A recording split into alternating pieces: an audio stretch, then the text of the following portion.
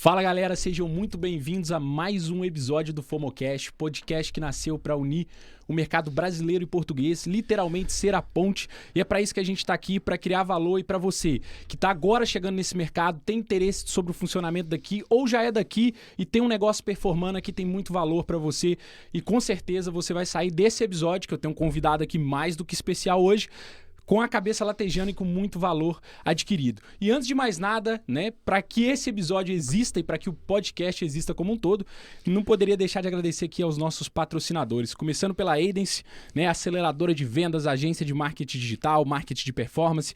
O nosso negócio é vender o seu, literalmente, nós somos uma alavanca para o seu negócio, usando de canais digitais como Google Ads, YouTube Ads, Facebook Ads, para fazer o seu negócio vender mais, crescer. E se for o momento do seu negócio, deixe o seu contato que a gente entra em contato direto com você. E sem mais delongas, vamos ao que interessa. Eu tô aqui com meu convidado ilustríssimo, Luiz Diogo. Seja muito bem-vindo. Obrigado pelo convite. Muito contente de estar aqui.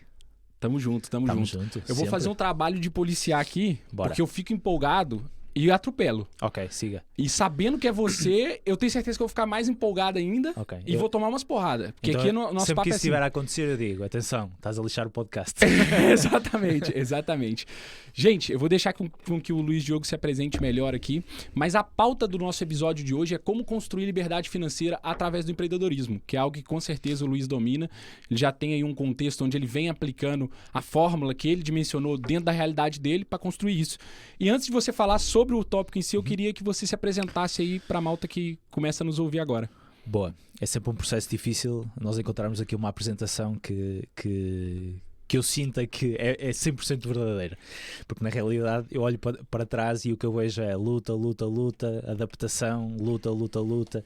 Sempre muito um contexto de muito teste, muita experiência e muita adaptação. Mas claramente existem alguns pontos na minha vida que me ajudam a definir. O primeiro deles é que eu sou arquiteto, sempre fui formado numa área criativa, sempre tive a criatividade como um dos pilares mais importantes na minha vida. E com a criatividade nasceu a liberdade, não é? A arte não habita sem a liberdade. Eu acho que nessa altura eu aprendi a ver o mundo sem barreiras, literalmente a conseguir entender contextos completamente utópicos, conceitos completamente utópicos, e aí é uma fase importante da minha vida. Depois transitei, fui para o mundo do trabalho e percebi que no sítio onde eu estava a fazer as mesmas coisas eu não ia obter resultados diferentes, e esses resultados foi quando eu comecei a ganhar consciência que eu queria mais do que uma vida normal, eu queria mais do que uma vida simples, e eu sou frugal, eu não sou muito ligado à matéria, enfim, aquilo que eu quero como nível de vida são coisas muito básicas e simples, só que há uma coisa que eu quero muito que tem um preço muito alto, que é tempo. Então isso foi o que eu quis comprar e eu rapidamente consegui perceber que eu tinha que desenhar um plano para não confiar na reforma aqui em Portugal, não sei como é que tu dizes lá no Brasil. Aposentadoria. Eu não podia confiar nesse processo para construir a riqueza que me iria permitir a mim e à minha família poder fazer aquilo que eu queria, quando queria, como queria. E quando, como, onde, são coisas que me agradam muito, e então esse é o marco onde eu era trabalhador, trabalhava numa empresa, cresci imenso naquela empresa, fui logo para a gestão, enfim, cresci muito rápido naquela empresa, porque eu tinha sempre muita sede, e chegou um momento onde disse assim, não, eu não vou conseguir atingir aqui o meu caminho, olhei para onde estava, olhei para onde queria ir e disse, este plano não vai funcionar. Então desenhei um plano novo e saí da empresa, e foi que começou o Luís Empreendedor, não é? Comecei a empreender e logo a seguir, após empreender, outro marco da minha vida que foi uma grande lição, onde eu perdi 30 mil euros, enfim, são Na sua primeira experiência empreendedora, você perdeu 180 mil reais, 150 mil reais por aí. Perdi logo no primeiro projeto. Então tudo aquilo que eu tinha guardado, tudo aquilo que tinha sido o trabalho que eu tinha feito antes, eu tinha uma vida incrível, eu vivia numa casa espetacular. Eu lembro você dizer que para a idade que você tinha, o que você já tinha construído a nível profissional. Incrível. Eu era o melhor de todos, eu era o que tinha eu sentia que tinha uma vida já muito bem avançada, estruturada, né? Para aquilo que era a realidade das pessoas que saíram comigo naquela altura na faculdade. Eu vivia numa espécie de um palacete, num pequeno palacete, no centro da cidade. Enfim, eu ia a todo lado, viajava, eu tinha uma vida incrível, só que aquilo não me permitia ter o futuro que eu queria, então abdicar do hoje em função daquilo que pode acontecer amanhã é uma premissa que eu acredito muito, e foi aí que eu dei o passo e logo 180 mil reais. Muito bom, é para incentivar vocês que estão começando. Dê o primeiro passo, 180 mil, à vossa espera. Para quem aí fala que ganhou não sei quantos milhões de reais no primeiro ano, aí a gente tem o Luiz que perdeu 180 mil reais no primeiro ano. Certo. Mas antes de você falar sobre essa lição que você tomou e como você depois se reergueu e construiu coisas que a gente vai estar debatendo aqui, que vai estar fazendo essa relação com a pauta do episódio, eu gostaria de entender uma coisa, você me corrija se eu estiver errado. Certo. Pelo menos dos colegas portugueses, até do meu relacionamento também, que a minha namorada é de cá, eu vejo que aqui existe ainda uma forte raiz na questão da divisão por área. Então a pessoa forma em medicina, é para ser médica. A pessoa forma em arquitetura, é para ser arquiteto. A pessoa... Você entende o que eu quero dizer? Ainda tem uma valorização muito forte do acadêmico, que não tem nada de errado com isso, mas ainda sinto que tem muito aquela receita que a gente, né, se a gente falar dos baby boomers, a geração X, era basicamente o que garantia muita coisa, mas que a gente sabe que hoje talvez não garanta tantas coisas assim. Como é que foi essa virada de chave para você tomar uma decisão tão difícil que é deixar uma área promissora? Compreendo a premissa que tu partilhas, sendo que eu acho que em todo o lado, em Portugal, no Brasil, em todo o lado, está a acontecer, a informação ela é dispersa. Cada vez mais nós temos uma facilidade de acesso, o que significa que nós consumimos cada vez mais informação que vem de sítios diferentes, com perspectivas diferentes, com conceitos diferentes. Isso faz com que cada vez menos as nossas decisões vão parecer igual. Okay? Ou seja, o mimetic design, não é? Eu olhar para o meu processo de influência. Nós hoje em dia, antigamente o nosso processo de influência era muito local, então se localmente as pessoas pensavam daquela forma, eu ia ter a alta aptidão para tomar as mesmas escolhas.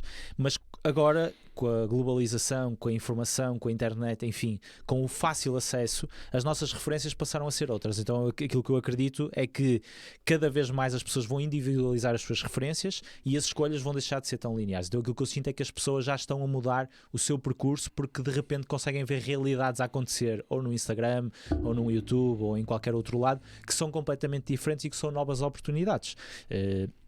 Tenho uma colega que deixou a medicina dentária para fazer maquiagem. Tenho na arquitetura, muitos dos meus colegas, se calhar mais de 70%, não está a fazer arquitetura. Pronto. E na arquitetura é normal que isso aconteça, porque nós somos expostos a um mundo demasiado amplo na nossa formação. Aquilo que nós consumimos na nossa área, na nossa formação, como é uma componente muito criativa, nós vamos buscar informação a muito lado. Então há uma fase de investir em cultura, investir em referências muito grande, é muito intenso para nós na nossa formação, e isso abre logo um mapa para muitas possibilidades. O mundo é uma tela em branco, então nós aprendemos a acreditar nisso.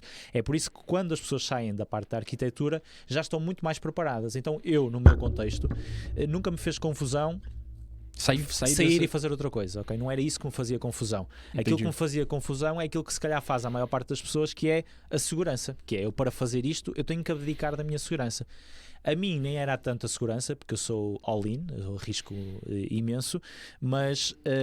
e naquela altura mais, agora sou mais conservador, mas aquilo que eu sentia era, e aquilo que me custou mais foi, eu já fiz um caminho com tanto sacrifício até aqui, e foram 4 anos e meio mais ou menos a subir numa estrutura, numa empresa com 25 anos, e eu passar para a parte da administração, estar responsável por alguns mercados externos. Eu tinha feito aquele caminho e eu tinha que começar do zero, que não era do zero, na altura eu achava que tinha que começar do zero, e isso foi o que me custou mais, nem foi tanto a questão de mudar, e eu acho que cada vez menos isso vai ser um problema, porque hoje em dia as pessoas entendem que podem escolher muito mais do que aquilo que é a sua própria formação, e é por isso que a escola é colocada cada vez mais em causa, se é ou não um percurso que eu preciso de fazer para ter sucesso na vida. Bom ponto. Levando em consideração que a gente tem, nesse formato aqui, a gente tem tempo para divagar e para trocar ideia e aprofundar, antes de ir propriamente para a pauta também, que a gente já está falando sobre o início disso, era entender justamente sobre essa parte da educação que você trouxe.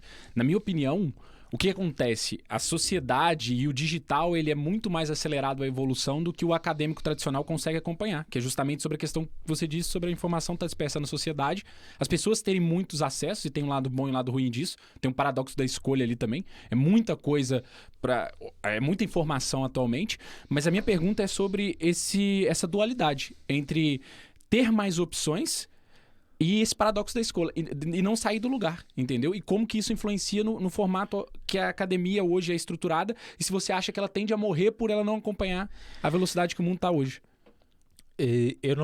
Eu tenho sempre muito cuidado com defender a ideia ou uma ideia contrária à educação, porque a educação, ela, se for bem desenhada e bem planeada, e se cumprir aquilo que é o papel pelo qual ela foi pensada e estruturada, ela é muito útil. Okay? Agora, há dois problemas aqui. Há o problema de, normalmente, as estruturas nas universidades, sobretudo nas universidades, não estão muito bem desenhadas, okay?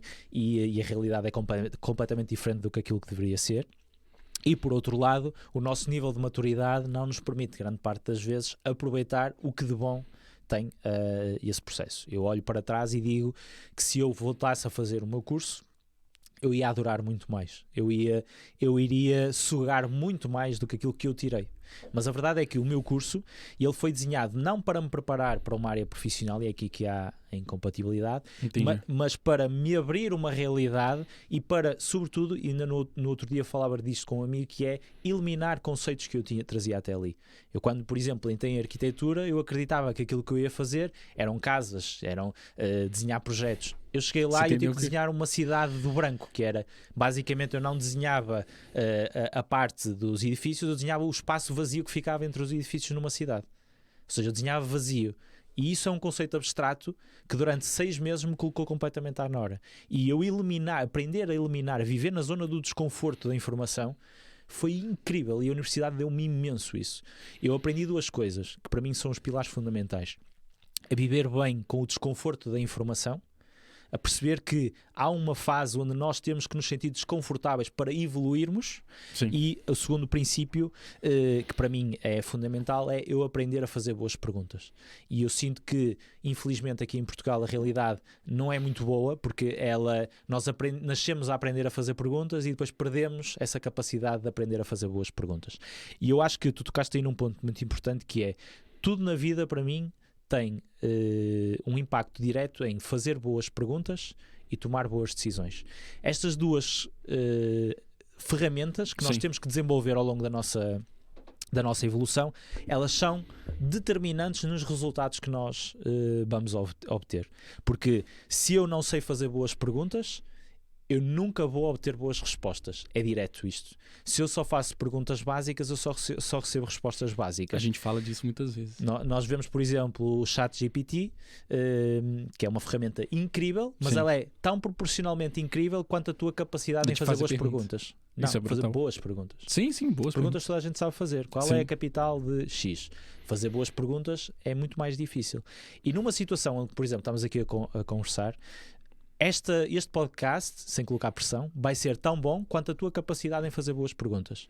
E é isso que diferencia um excelente podcast de um podcast medíocre. Boa.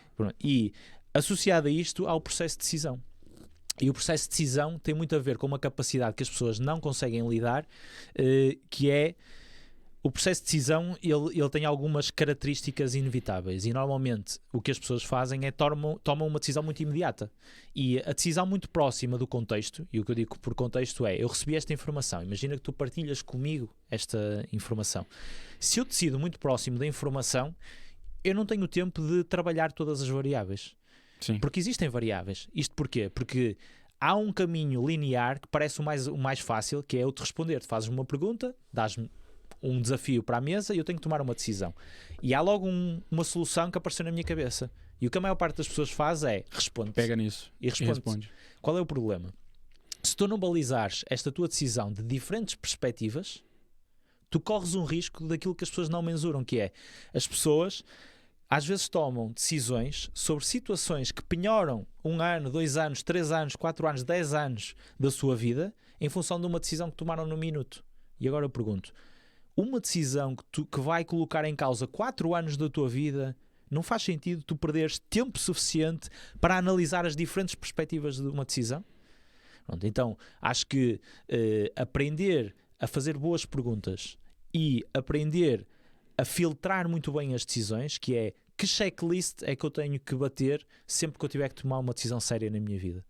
Claro que não estou a falar de uma decisão de vou comprar massa ou arroz. É uma decisão que tem um impacto direto na nossa vida. Como vou avançar ou não para este projeto. Como vou criar ou não esta empresa. Como vou criar ou não um podcast. Estas decisões têm um nível de compromisso muito elevado. E como as pessoas, primeiro, não fazem boas perguntas, recebem mais respostas. Não tomam boas decisões, recebem maus resultados. Porque o que acontece a seguir é uma má decisão que não foi estruturada vai levar a um período de desmotivação, de desleixo, e o que vai acontecer é que aquilo que foi a energia que ela investiu durante aquele período de tempo vai acabar por cair por terra, porque ele não vai conseguir tirar retorno do investimento que fez ali. Não é só financeiro, é retorno qualquer coisa. Um relacionamento é igual. Deixa eu construir em cima disso que você está falando, porque faz muito sentido para mim e...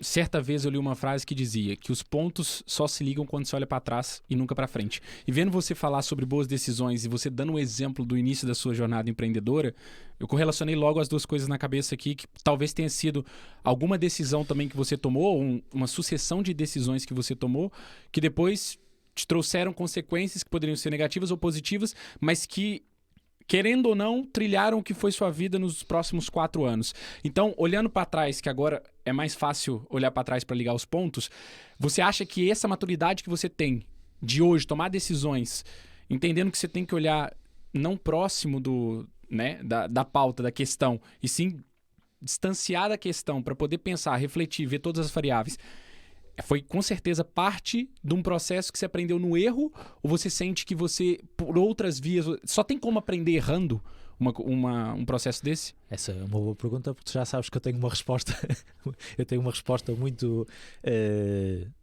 concreta. Foi um ponto onde eu já refleti muito, já coloquei muita energia a pensar sobre isso. Eu não acredito que a aprendizagem vem do erro, okay? Eu acredito que o erro gera aprendizagem, que é uma coisa muito diferente. Agora, aquilo que eu sinto é que existem atalhos, a sociedade tem atalhos, e esses atalhos estão ao nosso alcance. Se eu pago para estar contigo durante X tempo, para tu me ajudares numa situação que tu já passaste e eu ainda não passei, eu não estou a agir sobre o meu erro, eu estou a agir sobre o teu erro, eu estou a atalhar sobre o teu erro, eu estou a pagar para ter acesso a um atalho que me permite caminhar de forma mais objetiva e mais direcionada. E essa é a razão pela qual, sobretudo no mundo dos negócios, isso vê-se muito bem, que é... a razão pela qual um franchising resulta ou não resulta. Ele resulta, é um modelo que tem alta probabilidade, sobretudo os bons franchisings, né? Tem alta probabilidade de sucesso. Porquê? Porque estás a usar todos os atalhos de quem errou lá atrás. E isto não é só nos negócios, não é só nos franchises, tu vês isto em tudo na vida. Um livro é um atalho num processo de aprendizagem, porque é a energia de uma pessoa. Às vezes uma pessoa só escreve um livro, colocou toda a aprendizagem de uma vida em 250 páginas, e tu estás a ler 250 páginas que te permitem atalhar. Então, respondendo à tua pergunta, óbvio que eu aprendi com o erro, mas não considero que foram os erros que me colocaram no sentido de aprendizagem hoje em dia. Muito mais importante do que isso foram os investimentos que eu fui fazendo, além dos investimentos no erro, os investimentos que eu fui fazendo para conseguir entender diferentes perspectivas, conseguir não olhar para quando eu, por exemplo, vou pôr um curso, ou quando eu vou para uma mentoria, ou quando eu vou comprar um livro. Eu nunca vou lá à procura de uma solução, eu vou à procura de uma perspectiva. E normalmente quando essa perspectiva é diferente, por exemplo, eu estou a odiar o livro que estou a ler, não estou a gostar, mas estou a sentir que é fundamental para me ajudar a olhar para aquilo com uma perspectiva diferente. Porque a tua opinião ou a tua decisão, ela é tanto melhor quanto diferentes perspectivas consegues colocar naquele contexto. E eu lembro-me dos dias onde eu lia todos os livros e achava tudo incrível nos livros. Hoje em dia esse sentimento já é raro. Isto o que é que significa? Significa que eu simplesmente já tenho mais informação, mais variáveis para conseguir comparar. Então eu nunca consigo definir se algo é bom ou mau se eu não conseguir comparar aquilo com alguma coisa. Então esses investimentos que eu fui fazendo, para mim, foram mais fundamentais, foram mais importantes na minha jornada do que propriamente os erros que eu caminhei. Porque se eu até hoje não soubesse, por exemplo, o que é que define um bom negócio, que era coisa que eu não sabia fazer no início da minha jornada, as decisões que eu tomaria hoje, em função do erro, me irão ajudar. Porque a única coisa que eu sabia era aquele negócio não é bom, que é muito diferente de o que é que define um bom negócio. Estas duas nuances são muito diferentes. Eu com o erro aprendo que aquele não é bom, ok, mas existem 1 milhão de outros negócios que eu posso criar. Vou falhar 999 mil vezes? Não. Eu preciso de atalhos, eu preciso. E a informação é atalho. E a informação leva a outra questão, que é eu aprender a filtrar essa informação. Porque eu sou o que eu consumo. Eu mimetizo o que eu consumo. Sim. E é importantíssimo eu definir o que é que eu vou consumir. Porque senão os resultados vão ser proporcionais àquilo que eu consumo. E isso é um perigo enorme e está associado à tal incapacidade em fazer boas perguntas e à tal incapacidade em tomar boas decisões. Muito bom aspecto. Eu até você falando isso me veio uma coisa na cabeça, e como eu sempre digo aqui, o pessoal do podcast acaba por ser um projeto brutal que eu criei, porque eu recebo mentoria de graça aqui. Certo. E literalmente fico De refletindo. De e o graça. cachê, quando Não, mas literalmente é sempre uma aula. Mas o ponto que eu queria tocar dentro de toda a construção que você fez era justamente explicar um pouco do que eu faço hoje em cima do que você trouxe aqui. Eu procuro atualmente definir nos meus valores o que são valores para mim. Eu fiz até esse processo já com o Bernardo para entender e ter a clareza do que são os meus valores mesmo, o que eu sinto que são os meus valores. E hoje eu tomo decisão baseada em princípios, em valores que eu defini que são importantes para mim. Então, por exemplo, o que eu vou consumir faz parte disso. Faz parte de eu entender o que são pilares, o que são valores, o que são princípios dentro daquilo que eu quero alcançar e dentro da vida que eu quero levar. E isso, para quem não tem, para quem não definiu igual eu era, tava sempre uma coisa nova chegando e era mais atrativa, era mais interessante. O que você fez para, no seu contexto, definir o que entra e o que não entra? Porque, como você mesmo disse, a gente é o que a gente consome. Então a gente tem que escolher muito bem o que a gente consome. Tem até essa frase, porque a gente é o que a gente come também. Certo. E a gente tem que fazer o mesmo com o alimento. E o mesmo com a informação e com o que a gente estuda, pelo que eu tô entendendo também que é a sua ótica. Como que você faz essa triagem? Então, relativamente ao rigor daquilo que eu coloco, tem muito a ver com trabalhos que eu faço de reflexão sobre aquilo que eu sou. É impossível tu definires uma prescrição médica sem fazeres antes um diagnóstico, não é? Quando entras num consultório, a primeira coisa que as pessoas te fazem, que o médico te faz, é perguntas. As perguntas ajudam-te, boas perguntas, ajudam-te a definir respostas e a dizer, ok, eu sou isto, sou mais frágil aqui, sou mais forte aqui.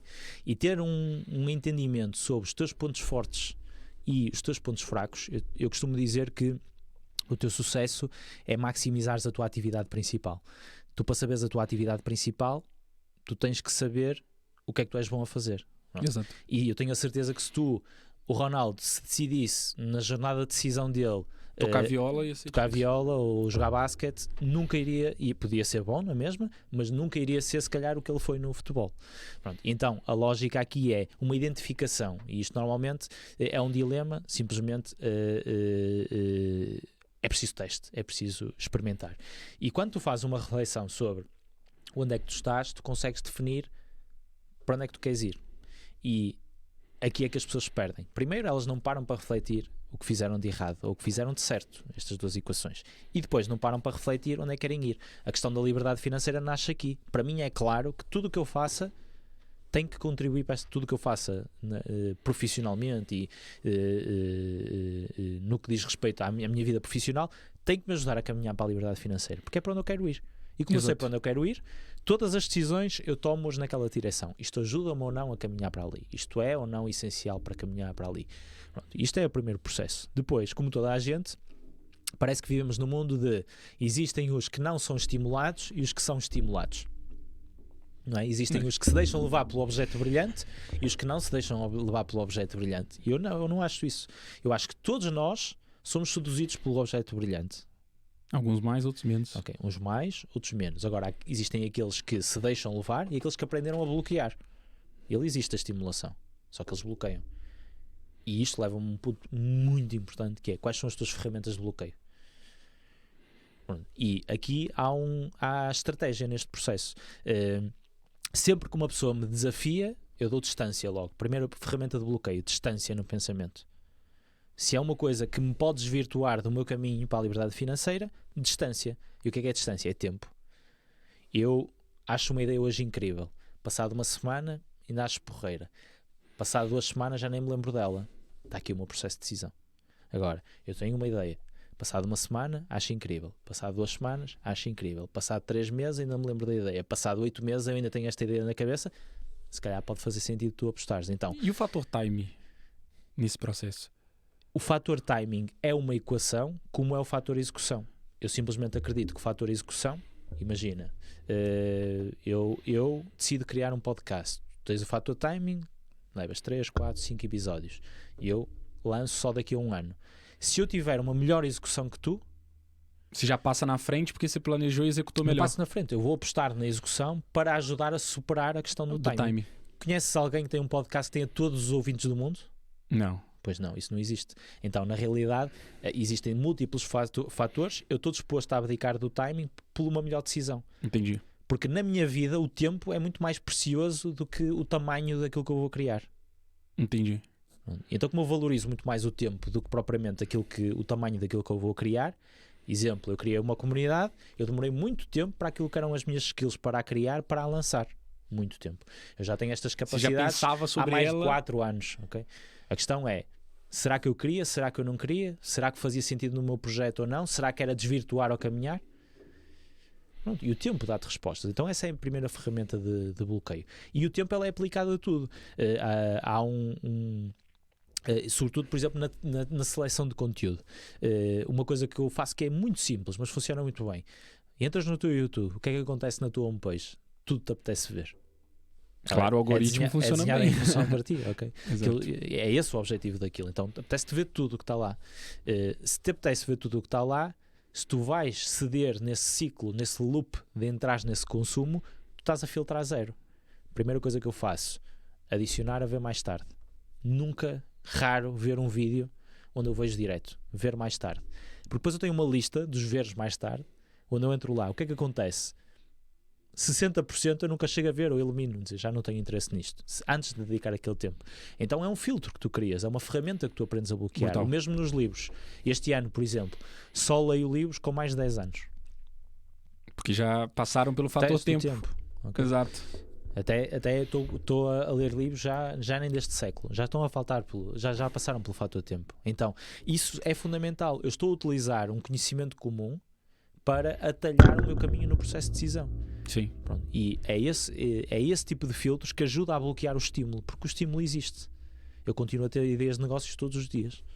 E dentro do contexto que você é um empreendedor, né? Então você pode até falar mais sobre também a sua experiência empreendendo, porque você começou por dizer do problema que você teve no primeiro empreendimento, mas depois vou querer que você destrinche um pouco mais o que foram esses empreendimentos e o que você faz agora para a malta entender.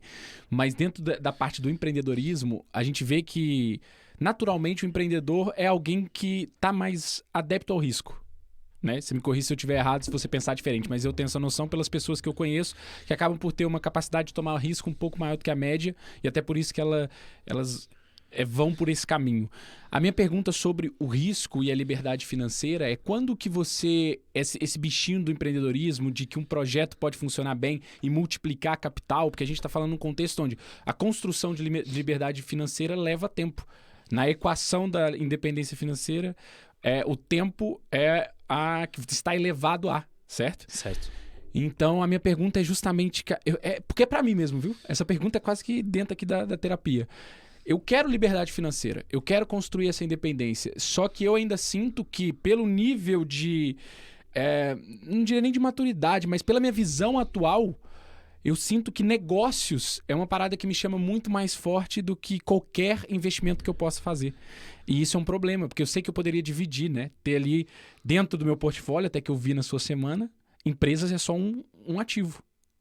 Mas como que você combate, eu tô falando aqui, no meu caso mesmo, abertamente, como que eu combato essa necessidade de achar que um empreendimento é o próximo passo para um capital que eu consiga fazer que seja mais relevante em um ano, por exemplo? Primeiro, tu combates isso com a mesma disciplina que te leva a ir treinar todos os dias. É exatamente a mesma disciplina, que é, gostaste de ir treinar todos os dias nas primeiras semanas? Nem agora eu gosto. E porquê é que fazes? Porque tem de ser. Porque tudo na vida nasce com o efeito composto daquilo que tu investes. Totalmente. Pronto, isto para te explicar que estás a fazer a pergunta errada. Porque a pergunta não é como é que eu gosto, como é que eu me entusiasmo. A pergunta é, tenho que fazer? Tens. Não é uma opção. E não é uma opção por causa do equilíbrio. Como tu dizes, e bem, um empreendedor tem um perfil de risco. Okay? Porque os negócios têm um perfil de risco.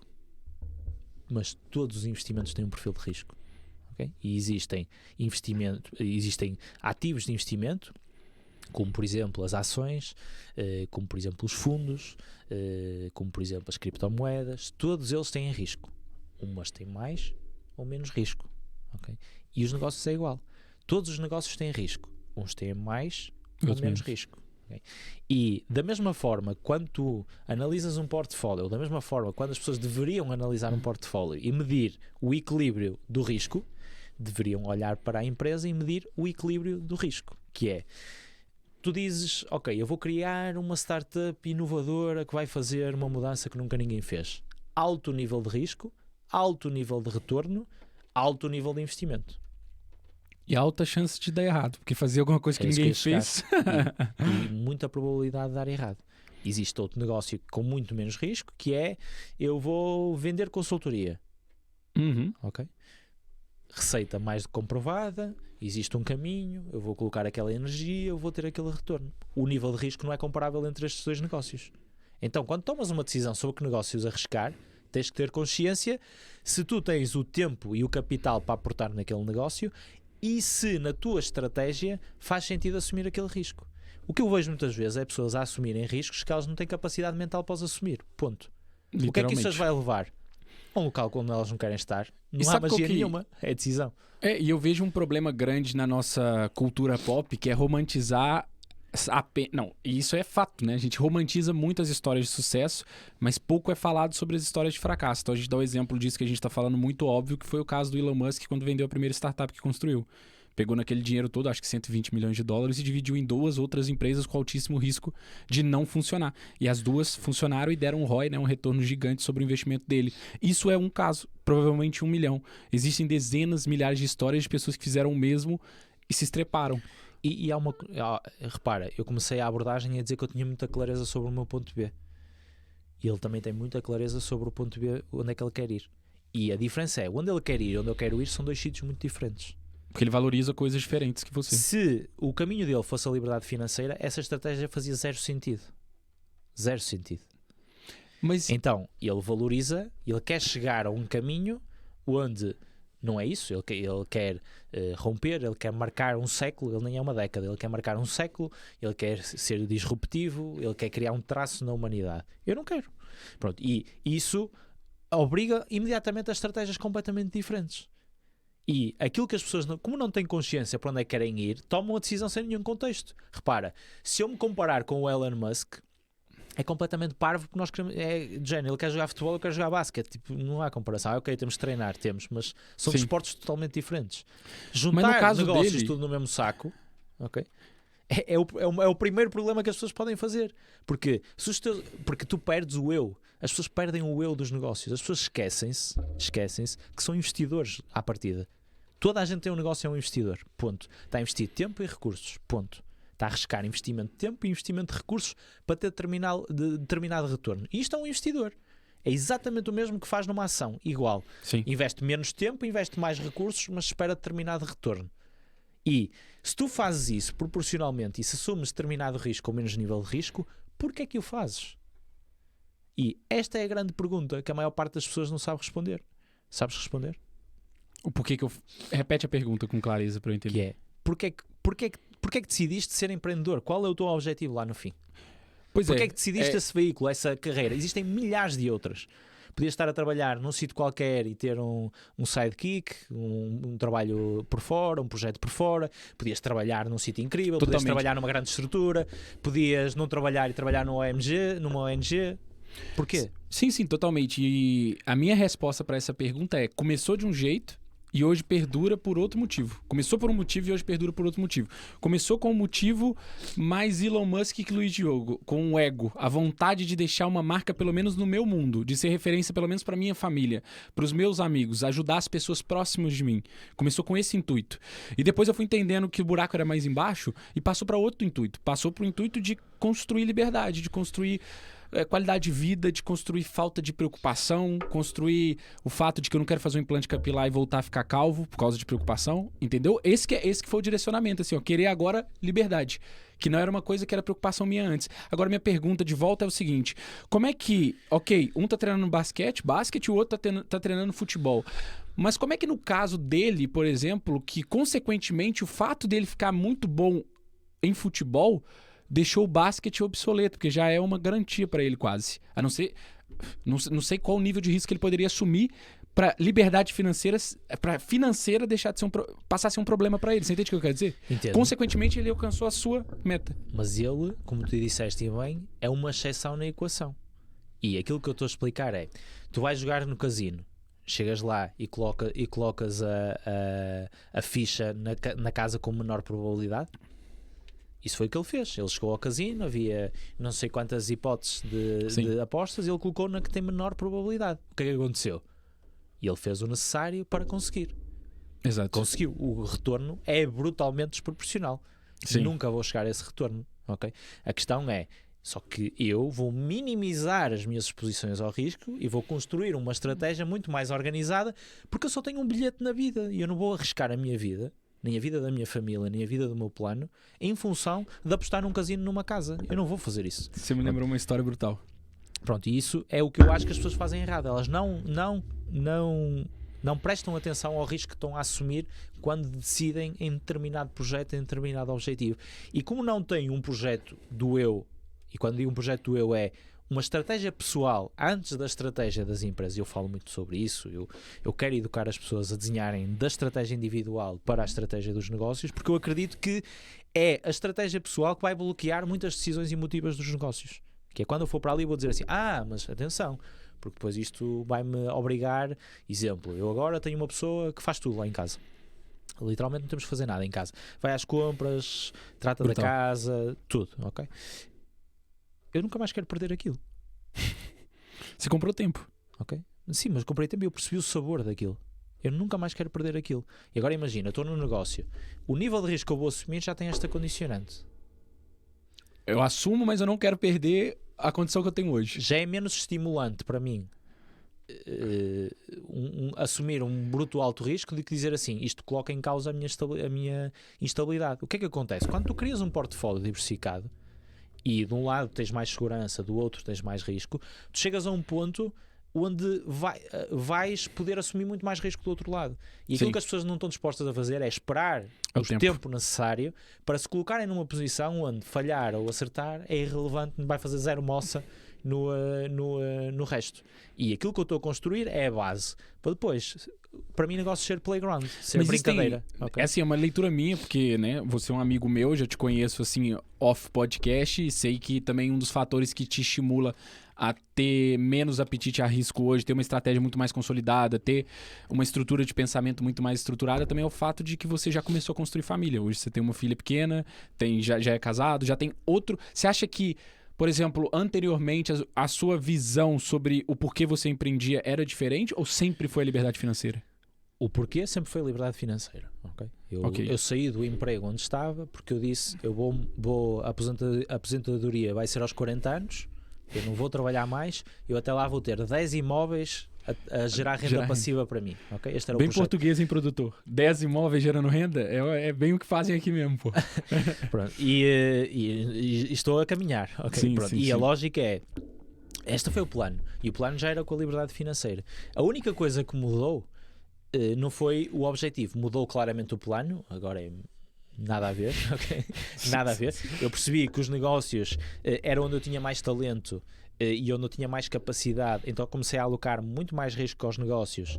No entanto, a canalizar os retornos para outros ativos que não dependam de mim, nem do meu tempo, ok? Só dependam da minha decisão. Então eu aprendi a fazer a decisão uma vez bem feita e todos os meses, disciplina, como ir ao ginásio, eu canalizo recursos para outro lado. Então basicamente a minha vaca leiteira são os negócios e eu pego nesse retorno e coloco em zona segura. Estou a construir segurança durante esse processo para colocar outros projetos, outras empresas, outros investimentos a trabalhar para mim sem eu ter que fazer nada. Então vai chegar uma fase onde o meu resultado é indiferente para o retorno que eu tenho, porque grande parte da fatia do meu portfólio provém de outras coisas que não têm nada a ver com aquilo que eu faço diariamente. E isto é o que eu quero atingir. Isto para mim é que é o sentido de liberdade.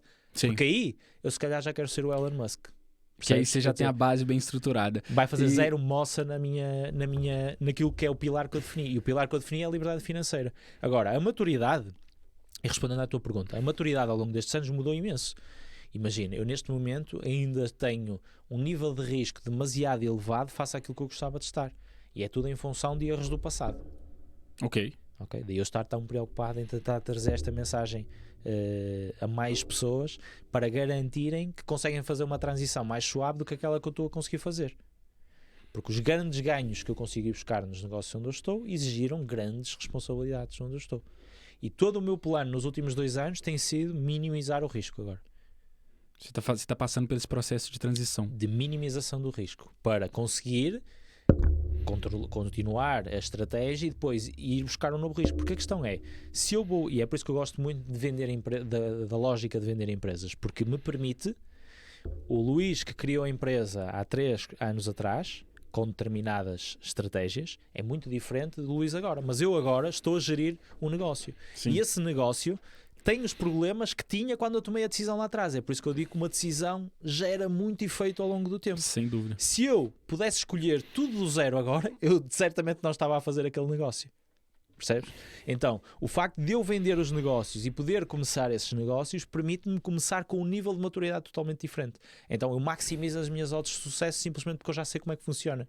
E antigamente estimulava-me a dizer assim: "Ei, está aqui uma nova coisa que eu não sei." Agora estimula-me a dizer assim: "Ei, está aqui uma coisa onde aquilo que eu sei pode gerar grande resultado." É isto que me estimula, que é totalmente diferente. Brutal. Ou seja, eu só quero fazer a minha atividade principal. Eu não quero andar a fazer desviar. aí para os objetos brilhantes. Sim. Malta, para quem não pegou o contexto, o Luís tem agora também, começou uma iniciativa, não só a comunidade da Meninasa, mas também um produto que é o Empreender para Vender, né? Certo. Onde ele basicamente ensina, né? Passa todo o conhecimento dele de como estruturar uma empresa que esteja pronta para ser vendida. E por mais que talvez a pessoa opte por não vender, acaba por ser um modelo de empresa que vai performar muito bem. E eu acredito muito no seu produto e no seu know-how e tudo que você está estruturando, porque eu acho que você tem aí uma visão bem pragmática de como é empreender, como é estruturar uma empresa e muito menos romântica. E é por isso também que eu também estarei dentro da Meninasa, porque eu acredito muito no formato como você entrega isso. E já deu para perceber que foi toda uma evolução. Mas fazendo uma comparação aqui com o primeiro livro que eu li, que é bem clichê, que foi o Pai Rico, Pai Pobre, que falava da corrida dos ratos, e pelo tudo que você fala, você entendeu muito cedo como sair da corrida dos ratos, né? E trazendo esse raciocínio, para quem não entendeu, a corrida dos ratos é basicamente esse ciclo que a maioria das pessoas vivem, que é ter um salário, gastar a maior parte do salário. Se a gente estiver falando do Brasil, é ter o salário e o limite do cartão de crédito, porque lá a gente considera os dois o salário. Essa é uma piadinha que rola na internet, porque é literalmente isso. A malta vive com o plafond, que se diz aqui. E aqui também já existe bastante esse conceito. Já, né? Já. Então tá importando esse conceito, né? É ponte. Se calhar és tu que estás a ponte. Não, eu sei. Eu, quando eu tive meu primeiro salário, eu vivi nesse conceito, admito, realmente é estrutural, cara. É estrutural. Mas logo eu saquei que, cara, não era o melhor caminho. Mas fazendo essa comparação, porque eu faço aqui o papel de ponte, já era uma pergunta que não tem script, tá, gente? Mas essa eu já tinha preparado para você. Que é, dentro do contexto de empreender para vender, de estruturar uma empresa, de mencionar mesmo um projeto lucrativo, o que você acha que são as principais diferenças de Portugal e Brasil? E onde que tá ali o leverage, igual você gosta muito de dizer, né? Que é a capacidade de escala em cada mercado. O que é ali o ouro de cada mercado, na sua opinião? Vou nem falar em ouro, porque depois vocês levam embora, então... Comparativo, né? sempre a colher o histórico de algo que eu tenho zero responsabilidade sobre isso. Eu sou zero nacionalista, zero. Exato. Eu, por mim, era a Sem Europa, hate, gente. era da Ele Europa, não roubou ouro. Era da Europa, tenho zero bandeiras de Portugal em casa. Pronto, então, respondendo ao comparativo. Para mim, uma empresa é uma fórmula testada, repetida em escala. Isto é como uma empresa. Na fórmula mais base. Uma que funciona. É isso. É uma empresa com uma fórmula testada e validada, obviamente, Sim. repetida em escala. Okay? E a grande diferença entre os dois mercados, e o projeto, sabes, o projeto da Meninasa, o grande objetivo do projeto é ser também uma ponte para o Brasil, porque eu acho que há aqui algumas temáticas que ainda não são faladas em escala. Há projetos brilhantes já a ser construídos no Brasil, muito à frente daquilo que acontece aqui em Portugal, mas ainda há muita iliteracia, ou seja, não é falado e discutido alguns temas como as oportunidades que existem na venda de uma empresa, o que é equity, enfim, uma série de temáticas. E a grande diferença está na escala, que é os nichos são muito parecidos, os comportamentos são mais ou menos similares, há as adaptações culturais necessárias a fazer em cada país, mas a grande diferença é a escala, é que eu consigo repetir a fórmula mais vezes em mais escala no Brasil. E é por isso que projetos comparativos em escala, comparando, por exemplo, a rede de clínicas que tem cá em Portugal. No Brasil, seria 100 vezes maior. Porque a fórmula permite essa escala. É replicável em diferentes contextos, enquanto que aqui em Portugal há muita limitação porque somos muito poucos. Somos poucos, temos uma população envelhecida, significa que determinados modelos de negócio estão num nicho que é nem metade de uma cidade no Brasil. Sim. E isso limita bastante. Então, enquanto que tu consegues ir para São Paulo e crescer um negócio muito grande só naquela área geográfica... Que a gente está falando de 11 milhões de pessoas só em São Paulo. É o país. Okay? Então tu consegues ter o mesmo volume quase que em Portugal, sendo que nem isso é verdade, porque São Paulo tem muito mais jovens do que Portugal proporcionalmente. Tu consegues ter o mesmo volume de negócio sem as limitações geográficas em Portugal, que é a distância que existe de uma cidade para outra, onde há uma adaptação. Então a escala permite replicar muito mais facilmente. Então se tu descobris a tua fórmula, se tu validares a tua fórmula e se tu meteres na cabeça que o teu trabalho não é inventar mais nada, é repetir aquilo em escala, tu no Brasil dás-te muito bem. Totalmente. Porque é um mercado que te permite isso, ok? Depois há um mercado que cada vez mais, e está evoluído, digitalmente está extremamente evoluído, que tem essa capacidade de evoluir rápido, se adaptar rápido, gosta de comprar, compra, consumista, e isso tem muito boas características para o Brasil. Essa é uma das razões pela qual eu gostava de aplicar as fórmulas que eu desenvolvi lá. E poder, obviamente, encontrar parceiros estratégicos e fazer isso lá para testar a diferença que existe em escala. Porque a verdade é que um grande negócio aqui em Portugal, proporcionalmente é um pequeno negócio no Brasil, mas a dificuldade cá em Portugal de criar esse grande negócio tem muito mais condicionantes. Porque é muito menos e há bastantes concorrentes para tão pouca em várias áreas e quantidade de pessoas. A tua capacidade de argumentação, a tua capacidade tecnológica e por aí fora, e eu dou consultoria a algumas grandes empresas na minha área no Brasil, e eu noto a diferença que existe entre o nível de profundidade que é preciso ir aqui e lá é totalmente diferente. Aqui é preciso mais nível de profundidade. Você precisa subnichar mais, quase. É preciso investir em mais tecnologia, investir em mais data. Para se diferenciar. Para te conseguires diferenciar e buscar a pouca margem que existe. Enquanto que há mais gordura no Brasil e permite mais folga, permite seres mais relaxado. Mas se tu tiveres a capacidade, o foco, a disciplina, repetires a tua fórmula, aprendes a escalar, fores agressivo, souberes verdadeiramente qual é que é a tua função, no Brasil tu ganhas porque há quem esteja a viver na folga, na gordura, e tu não, e tu estás a viver na oportunidade. Então tu vais roubando essas gorduras a diferentes players no mercado brasileiro. Isso é o que eu vejo, e esses outliers no Brasil, eles existem bastantes, onde eu procuro também beber muita informação, eles estão a fazer isso, e estão a fazer isso bem, e estão a aproveitar grandes oportunidades e assegurar, sobretudo através partem da atenção, depois e seguram e constroem modelos altamente inovadores e lucrativos em escala, mas sempre a mesma coisa. É um mercado mais competitivo, mas também ainda falta muita gente fazendo de forma profissional, então existe uma gordura para captar esse market share. Isso é uma diferença grande. Enquanto que aqui o que existe é, a nível da oportunidade, o que existe aqui é, não necessitas ter um negócio gigante como no Brasil para teres um nível de vida aqui em Portugal interessante. É isso, eu ia chegar nesse ponto. Então a proporção que existe desde o nível de vida ou versus custo de vida e o que tu precisas para ter um nível de vida altamente elevado aqui é muito diferente no Brasil. No Brasil tu precisas de uma proporção muito maior para viver num bairro altamente protegido, para ter segurança, Aqui em Portugal a maior parte dos custos não precisas ter isso, então precisas ganhar muito menos, então precisas muito menos para a tua liberdade financeira, então chegas lá muito mais rápido. Então há pontos positivos e negativos. A minha vontade de ir para o Brasil não é no caminho da liberdade financeira, porque esse projeto eu tenho montado aqui em Portugal, é no caminho de ser um playground. Exato. De brincar, de testar novas ideias, de testar novos conceitos, de procurar novos parceiros, de beber muita informação, porque eu sinto que eles estão muito à frente em alguns aspectos. Então é muito mais nesse sentido, porque para o nível de vida aqui em Portugal é fácil, não é fácil, com trabalho e afinco é possível ter um bom nível de vida aqui. Eu concordo. Uma das primeiras coisas que eu reparei sobre a diferença, e não só Portugal, mas Europa, Brasil, é que você não precisa de muito para viver com muita dignidade. E a palavra dignidade porque você falou de São Paulo. 2 mil euros aqui em Portugal você vive bem, né? Um salário de 2 mil euros, super bem. 10 mil reais em São Paulo, dependendo da região que você escolher para viver, você ainda passa uns perrengues, não é, produtor? Então, é assim, ou você ganha dinheiro pra caramba e é realmente consegue ter um lifestyle, uma qualidade de vida muito diferenciada, ou você vai estar trocando cebola nesse sentido, ainda correndo riscos, né? Porque, cara, não é propriamente assim, eu acho que as pessoas falam mais do que realmente é, nessa parte de segurança. Realmente existem essas coisas, mas a principal coisa que eu notei em Portugal e das coisas que eu mais valorizo aqui é que com não muito você vive com uma extrema qualidade de vida, com uma extrema dignidade, e isso é muito legal. Acho que todos os países... Eu acho que isso tem que ser como se traça assim que um país é evoluído, que é desenvolvido. É que a pessoa tem o mínimo, entendeu? E eu acho que isso Portugal tem. Então... Esse era o raciocínio sobre... Mas isso tem as suas vantagens, mas depois tu estás no mercado global. E no mercado global tu nunca consegues desenhar a tua vida neste momento só com o contexto de Portugal. Correto? Sim. É assim, é muito giro, mas eu quero ter um iPhone. Se eu quero ter um iPhone, o iPhone é precificado não em função de Portugal. Ele é precificado em função do mundo. Então, o que acontece, e a grande dificuldade que Portugal vai passar, é comparativamente...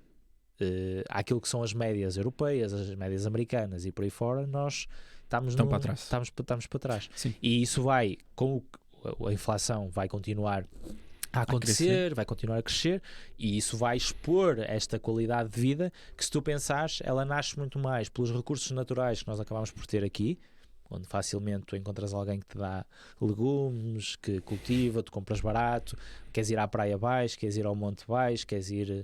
Enfim, tu rapidamente tens que fazer muito poucos quilómetros para ter uma experiência incrível e diferente. Sim. Então, tudo isso ajuda muito a que tu tenhas uma boa qualidade de vida. Mas quando tu entras num nível comparativo, já queres ter um piano, comprei um piano, queres ter um piano, o piano é precificado não é em Portugal, é precificado no mundo, as marcas são mundiais, não são portuguesas. Sem dúvida. Queres comprar um piano, ou não é? Afeta ou não afeta a qualidade de vida? Não, isso é mesmo no sentido de o básico, porque depois, se você quiser um pouco mais da vida, você vai ter que procurar como você pode escalar, porque a maior parte acho que não só em Portugal, também eu vivi um ano na Alemanha, e a comparação que eu faço é assim, o que eu vejo a diferença do alemão pro português. O alemão, ele tem um salário médio muito mais alto, e os custos não são assim tão mais altos, de aluguel, alimentação, e o básico não é um custo muito diferente de Portugal, ou seja, ele tem muito mais poder aquisitivo médio do que o português.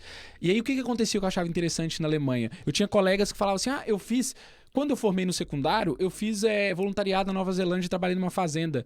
Depois eu fui pra Ásia. Eu já fui na América do Sul, já fui no Brasil, gostei muito do Brasil, do Peru, um monte de lugar que eu nunca fui. E o alemão já foi em todo lado do mundo. Por quê? Porque ele tem um poder aquisitivo alto, então a base dele, o que eu chamo de dignidade aqui, a dignidade do alemão, ela engloba muito mais experiências, entende?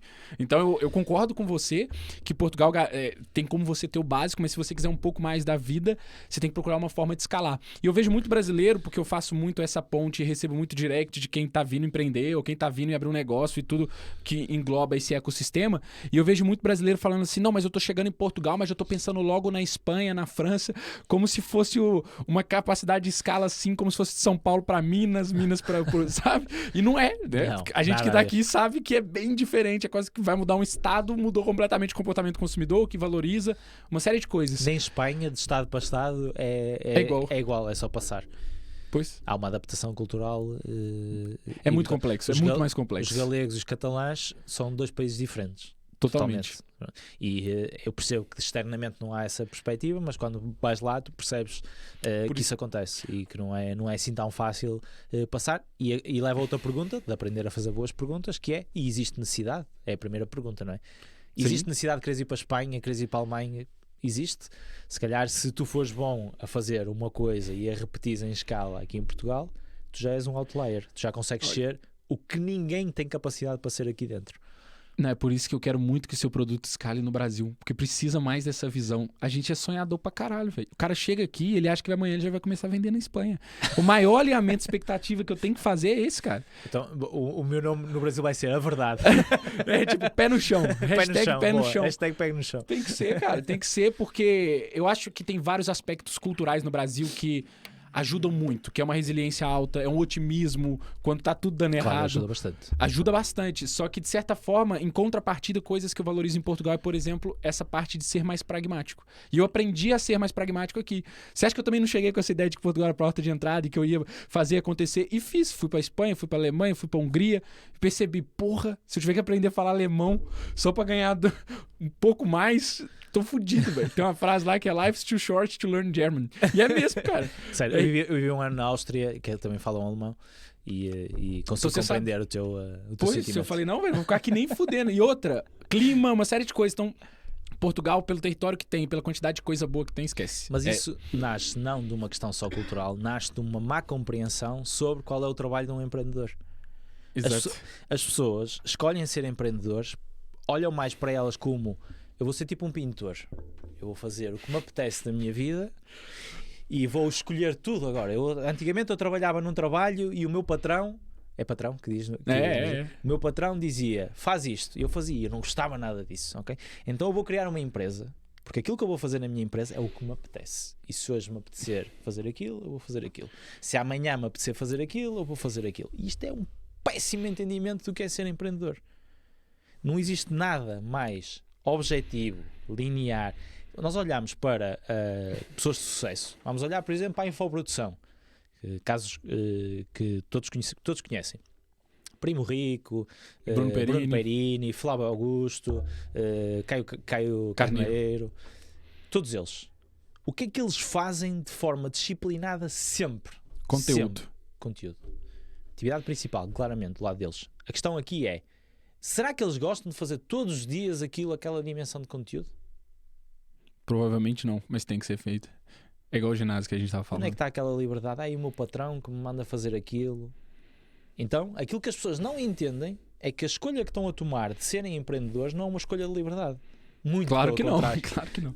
Mas claro que não, já é tu anos depois. Exato, eu ia teres dar esse empreendido. exemplo. Porque a verdade é que quem dá o primeiro passo é isto que vê. E amanhã, eu lembro-me disto, eu lembro da minha primeira semana como empreendedor. Eu posso decidir o que eu quero fazer. Tem tanto de incrível como de horrível. De horrível, no sentido que é assustador. Mas essa não é a função. É por isso que eu acho que as pessoas menos emotivas têm mais resultados no empreendedorismo se aprenderem a fazer a fórmula certa. Eu vejo tantas... Nós olhamos e dizemos assim, Primo Rico, grande sucesso financeiro. Muita gente nós conhecemos, grande sucesso financeiro. A maior parte das pessoas com muito dinheiro, ninguém sabe quem elas são. Claro, e tu falas sim, com claro. elas e são pessoas super normais, o nível de conhecimento super básico. Elas só aprenderam a fazer a atividade delas bem feita e aprender a fazer em escala. E isso é genial. Há um lado de genialidade delas nunca se deixarem penetrar por objetos brilhantes. Não, eu sei fazer isto. Eu já percebi que se eu fizer isto 300 vezes, eu ganho X. Se eu fizer 600, ganho Y. Se eu não fizer isto, eu reduzo e ainda poupo X. E é isto que elas fazem no dia-a-dia delas. Totalmente. E o resultado... A parte mágica é o que é que esse dinheiro, porque nós vivemos numa sociedade onde a finança é fundamental, o que é que esse dinheiro lhes permite fazer para depois eles conseguirem compensar esse sacrifício. Mas não é sacrifício de meter lá muito tempo. Não. É sacrifício de, primeiro, entenderes o que é que tens que fazer. É o primeiro atalho. Depois, fazes isso muitas vezes para sempre. Estás disposto? Pois é. Eu estou. Totalmente. Não, a ficha caiu. A ficha demorou a cair. Uma pergunta retórica. Estás disposto? Pois é, exato. E isto é o que eu acho que as pessoas não estão dispostas. E isto para mim é o que define um empreendedor. Então para mim, eu antigamente achava que era um ser livre, agora acho que os melhores são os metódicos. Os consistentes até. Os consistentes. E é por isso que eu acho que metodologia, hábito, constante são fundamentais para qualquer empreendedor. Eu tenho um objetivo este ano que é não escolher mais nenhum projeto. É este o objetivo, é não fazer nenhum projeto. Eu defini 12 meses, 0. Vou dizer não a tudo. Está definido até ao fim do ano. Acho brutal. Saber dizer não. Problema grande. Não. Está decidido. Okay? Porquê? São os tais filtros e blocos que nós criamos para fazer o básico bem feito. E é isso que coloca uma pessoa em escala. É a repetição. Porque se tu tens 10... Nós perdemos a noção de escala. Se tu tens 10 pessoas que vão ver este podcast, amanhã tens mais 10. Depois tens mais 15. Mas as 10 pessoas que estavam lá na primeira semana, elas continuam a estar ali. Ou grande parte delas. E o efeito exponencial, tudo na vida tem um efeito exponencial com o tempo. Tudo. Eu tenho um relacionamento contigo. Nós hoje sentimos determinada relação, como tu... Relação de amizade, tá, gente? É porque às vezes ele se expressa mal, mas é de amizade. Como nós temos esta relação de amizade, mas com o teu perfil ela vai durar pouco, mas imagina que durava muito. Exato. Ainda bem que você pontuou isso, senão já ia pontuar. Vamos criar um cenário que não existe. Exato. Okay? Ela durava muito. Sim. O nosso nível de relação de amizade Sim, daqui a 10 anos seria totalmente diferente. Tudo acentua com o tempo. Tudo. Este projeto, se tu conseguires, daqui a 3 anos, 4 anos, se mantiveres a constante, tu vais beneficiar dessa escala. E há um efeito exponencial fundamental em tudo na vida. Só que o efeito exponencial pressupõe que tu executes a mesma estratégia ou aquela que resulta e faças pequenos incrementos, chamamos de incrementos de 1%, naquilo que resulta não é mudar radicalmente. Eu literalmente, as minhas manhãs, as minhas tardes, são sempre iguais. É igual minha vida é muito minha chata. Vida, eu comecei a compartilhar mais no Stories, eu falei, porra, ferrou, velho. O povo vai parar de engajar, porque é sempre a mesma coisa. E é verdade. As pessoas admiram essa constante, porque as pessoas não conseguem manter essa constante. Só que, num prisma externo, tu não consegues associar o nível de esforço que foi preciso para construir. Para tu construir aquilo. Mas sabe como que eu consigo associar isso? Vendo muitas pessoas próximas de mim que não têm isso. E que para elas parece que é impossível construir isso. E aí eu percebo que realmente teve um momento de transição. Não é um momento eureka. É 1%. É esse efeito de composto que você disse. E tem até uma frase do Warren Buffett que é uma historinha, né? Que dizem numa conversa dele com o Jeff Bezos, que falou, mas a fórmula é muito fácil, por que ninguém replica? Porque ninguém quer ficar rico devagar. Pois, é isso. E a fórmula dele é a mesma durante 70 anos. Exato. Mesmo porque 90% da fortuna dele veio depois dos... Eu li a biografia dele, demorei quase 70 anos para ler. Imagino que sim. Pesado. Exato, Eu li a biografia dele. É um livro, chumaço. É gigante. Sabes o que é? Parece que estou sempre a ler as mesmas páginas. Até o livro dele é igual. É mesmo... Acho que a maior aprendizagem que eu tive ele podia ter escrito 10 páginas. É a maior aprendizagem que eu tive daquele livro. O que revela o quão genial é a vida dele, que ele só se deu ao trabalho de pensar em 10 páginas. E depois ele escreve as mesmas 10 páginas. E o que é que ele muda? O tempo e a escala, o tempo e a escala, o tempo e a escala, o tempo e a escala. Fez o mesmo em contextos diferentes. É igual. É a mesma abordagem. Porque ele pensa, o nível de... Eu, quando comecei no digital, quando comecei na área da performance, tudo era incrível. E eu tinha a capacidade, a resiliência, o tempo e o investimento para aprender tudo. E o que me entusiasmava era, eu vou descobrir a fórmula para isto. Eu vou descobrir a fórmula para isto. Eu pergunto, o que é que teria sido, a nível de velocidade da minha jornada, se eu estivesse só numa fórmula? Ou seja, eu vou executar esta fórmula. Já paguei para saber como é que ela funciona. Agora eu vou colher os frutos de executar esta fórmula. E vendê-la da mesma forma. E ser o melhor ao fazer aquilo. E ponto. Eu lancei agora o Empreender para Vender. Eu criei uma fórmula. O meu trabalho agora é aprimorar e repetir a fórmula. Totalmente. Ou seja, nós temos a ideia de que não te adaptas, morres. Mas isso é num espaço temporal de 10 anos, 20 anos. Ninguém pensa há 10 anos e 20 anos. Por isso agora não é para mudar, é para repetir. Porque a sociedade não vai mudar de 6 em 6 meses. Assim tanto. Sim. Para que aquilo não funcione. Pronto, então, a lógica é, o que é que vais repetir? O que é que tu amanhã vais repetir que vai ter os 20% que vai gerar 80% dos resultados? E é esse o foco. E é isso que as pessoas de sucesso perceberam, que as pessoas que lutam para tentar entender esse processo não percebem. E isso é o que separa. Não tenho dúvida nenhuma. E o que acontece é que as pessoas de sucesso, elas começam o seu dia por esses 20%. É só isto. Não há magia nenhuma. Alguém que entende que fazer conteúdo é o mais importante, acorda e diz assim, como é que eu hoje vou fazer conteúdo? Pronto. Porque se ele sabe que é aquilo que gera 80%, então para que dedicar o dia aos 20% de resultados? Exato, para quem não entendeu, é a regra de Pareto, né, certo. do 80-20, onde 20% das atividades que você tem, que normalmente geram 80% dos resultados que você tem. E um dos grandes desafios é a gente entender quais são os nossos 20%, e até mais, né, fazer o Pareto do Pareto, quais são os 4% que geram 64% do resultado. Então, cara, eu falo, é uma aula. Essa porra é uma aula. Eu tenho que continuar fazendo isso com consistência durante 10 anos, que e juntar com isso... Como é que tu fazes isto com consistência? É uma boa perspectiva, que é, como é que nós conseguimos garantir essa consistência? Porque nós partimos do princípio que é só fazer e aguentar. Não. É preciso fazer e aguentar, óbvio, mas existem determinadas regras que ajudam. Claro. Exemplo, estás a fazer este projeto. Se eu estivesse na tua posição, tendo em conta o que isto te vai obrigar, numa fase inicial tens a fase do entusiasmo, não é? É quase como num relacionamento, é tudo belo. Os primeiros 6 meses de namoro é incrível. Tira do 1,25 de velocidade do vídeo, que agora ele vai pôr para baixo, vai. Ouçam devagar, vai. Que é incrível essa fase, é onde tu estás. Okay? Sim. Isto é onde tu estás. E das duas uma, ou eu me orgulho daqui a 6 anos ter dito, fui uma das primeiras pessoas a ir àquele podcast e venho aqui mais vezes e por aí vai. Isto é a nossa relação de amizade. Se você permitir, né? A sua personalidade é difícil. Ou então esta fase passa e este podcast morre. Okay? O que é que podes fazer para aumentar as hipóteses de sucesso de garantir que isto tem impacto na tua vida?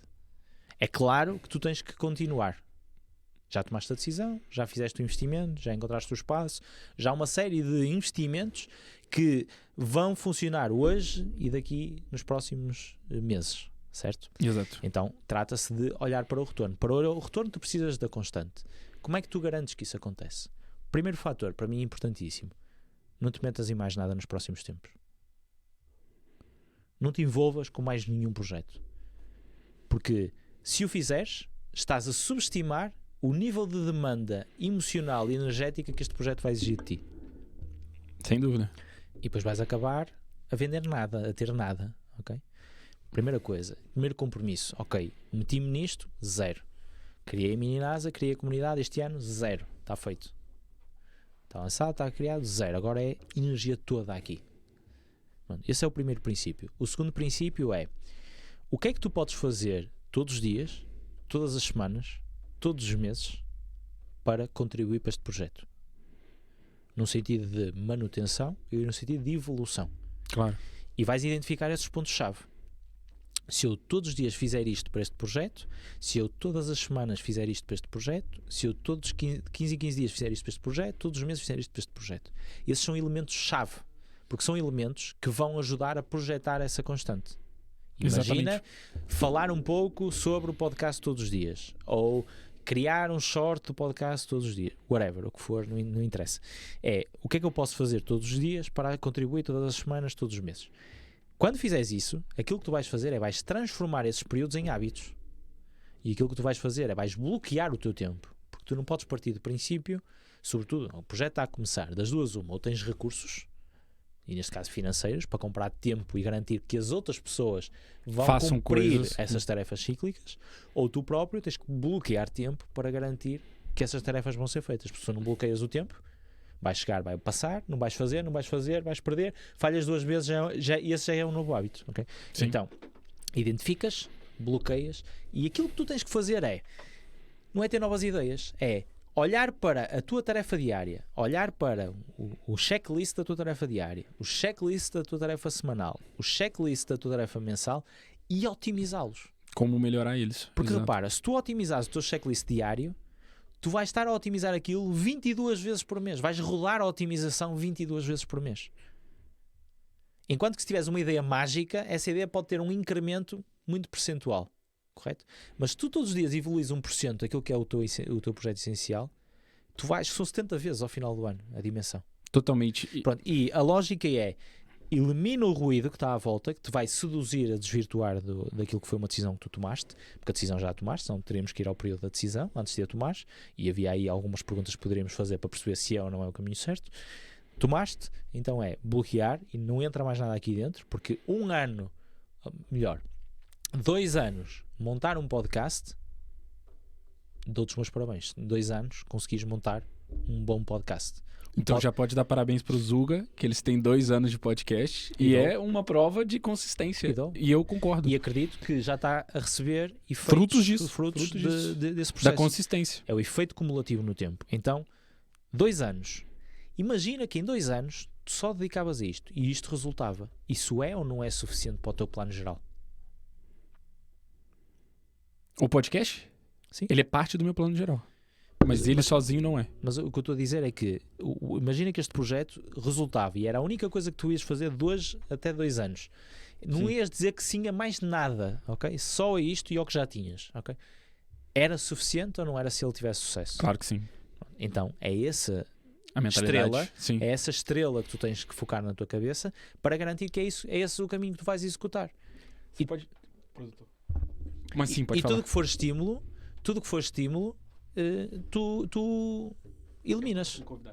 Sim. Tu eliminas, ok? Então, essa é a dicotomia que tu vais ter que lidar nos próximos tempos. E depois da fase de euforia, tu vais entender que isso vai mudar muito. Não, mas isso é muito E aí é que entra o momento-chave. E essa foi a grande descoberta pra mim em 2022. E tem uma frase que eu gosto muito que literalmente exemplifica isso. Tem uma frase do Bruce Lee que diz: eu não tenho medo do homem que deu 10 mil chutes diferentes, que treinou 10 mil chutes diferentes. Eu tenho medo daquele que treinou 10 mil vezes o mesmo chute. E isso é o que tá me mais caindo a ficha para mim nesses últimos tempos. Eu confesso que realmente no período inicial da minha jornada empreendedora eu vivi muito isso. Eu vivi muito essa síndrome do objeto brilhante, de realmente chegar a ter... Mas esse projeto é o próximo nível. E hoje eu tô muito orientado a isso. O meu foco esse ano, só para também compartilhar com você, é a escalar o modelo da agência no que ela faz, não inventar novos serviços dentro da estrutura da agência e focar dentro da minha marca pessoal em ser a ponte. Então, dentro de ser a ponte está o podcast, tá as formações que eu dou, a mentoria que eu dou, mas são duas coisas. A agência para acelerar negócios, o João para acelerar pessoas. Acabou. É só isso. E eu acho que vais chegar a uma fase da tua vida, e é aí que isto já é uma aprendizagem que eu fiz pós ter chegado também a esse estado, que começou há uns anos, eu chegar a entender este conceito, não é? Nós temos uma aprendizagem, e aquilo que eu entendi agora é que mesmo eu cumprindo com o plano, se eu reduzir o número de variáveis, eu ainda chego lá mais rápido. Entendi. Okay? E é onde eu estou focado, é eliminar variáveis. Mas aí você tem que priorizar. Eu acabei o ano passado a eliminar, este ano eliminar. Para quê? Porque eu sei que se 100% das minhas energias estiverem numa seta, essa seta vai andar muito mais rápido. Então, Exato. para mim, não é múltiplos serviços, é como é que eu faço só um serviço. Qual que é a sua seta hoje? Qual é o único serviço que eu devia fazer? Okay? Outra, qual é a minha atividade? Qual é a única atividade que eu devia fazer? E é só isso que eu faço. E é só isso que eu faço? Não, é só isso que eu estou a ambicionar a fazer. Okay? Porque eu entendo claramente que existem dois estados na vida. O estado na vida onde a dimensão que tu tens te permite comprar pessoas para estarem só numa seta, que é a fase que eu estou a construir agora. Comprar tempo de outras pessoas para te ajudarem. Seta. E essa pessoa não desliga, ok? Não há mais nada naquela pessoa, é só uma seta. Porque tu vais para aqui e depois coloco 5 pessoas aí na mesma seta, aquilo acelera. E se eu não insiro desfoque naquelas pessoas, aquilo acelera, não há como não acelerar. Repara, tu tens múltiplas setas. Tu ainda tens múltiplas setas. Tens uma agência, correto? Sim. Tens uma agência com múltiplos serviços, que são múltiplas setas dentro do mesmo modelo de negócio. Tens o podcast, que é mais uma seta. Tens as mentorias, mais uma seta. Tens os cursos, mais outra seta. Tens o Instagram, mais outra seta. São setas isso. Tu podes achar que faz tudo parte do mesmo plano e que esse é que é uma seta, mas não. Porque, pensa, o nível de exigência para criar um podcast de sucesso não é o mesmo que criar um negócio de sucesso? É um negócio o podcast. Mas Sim. aquilo que as pessoas associam como um negócio normal não é o mesmo? Sim, sem dúvida.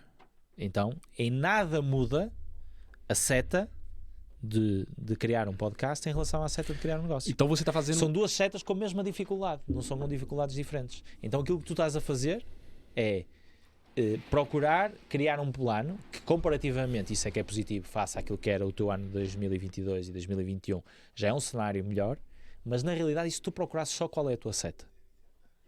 Tudo o resto, ou não faço, ou compro tempo. E o compro tempo poderia estar envolvido nos outros projetos, não necessariamente deixar do projeto fazer parte do escopo a gente falando de investimento da carteira de ativos. Tu tens 8 horas como toda a gente. Sim. É a tua seta. Qual é a tua seta? E tu escolhe uma e depois dizes assim, se eu quero ir a outras, eu tenho que contratar. Entendi, legal. E é só isso que eu estou a fazer. Eu tenho uma seta. Qual é? Neste momento tenho 2 setas, sendo que já tenho um plano definido. Para tirar uma seta. Para tirar uma seta e uma seta só. E essa seta é a única coisa que eu quero fazer.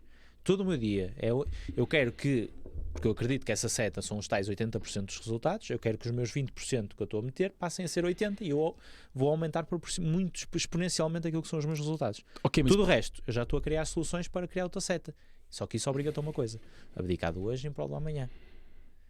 Sim. Lancei a Mini NASA. Lancei, coloquei uma equipa a trabalhar na operação, lancei, sucesso na primeira operação. Qual é que achas que foi a primeira coisa que eu fiz no dia seguinte? No dia seguinte a lançar a Mini NASA? Sim. No dia seguinte ao lançamento. Exatamente no dia seguinte ao lançamento. Quando fechou. Review como que foi o lançamento para otimizá-lo, para melhorá-lo? Não. Fase 2 do plano. Está na hora de comprar mais tempo. Ah, ok. Para investir na própria Mini NASA. Segunda seta.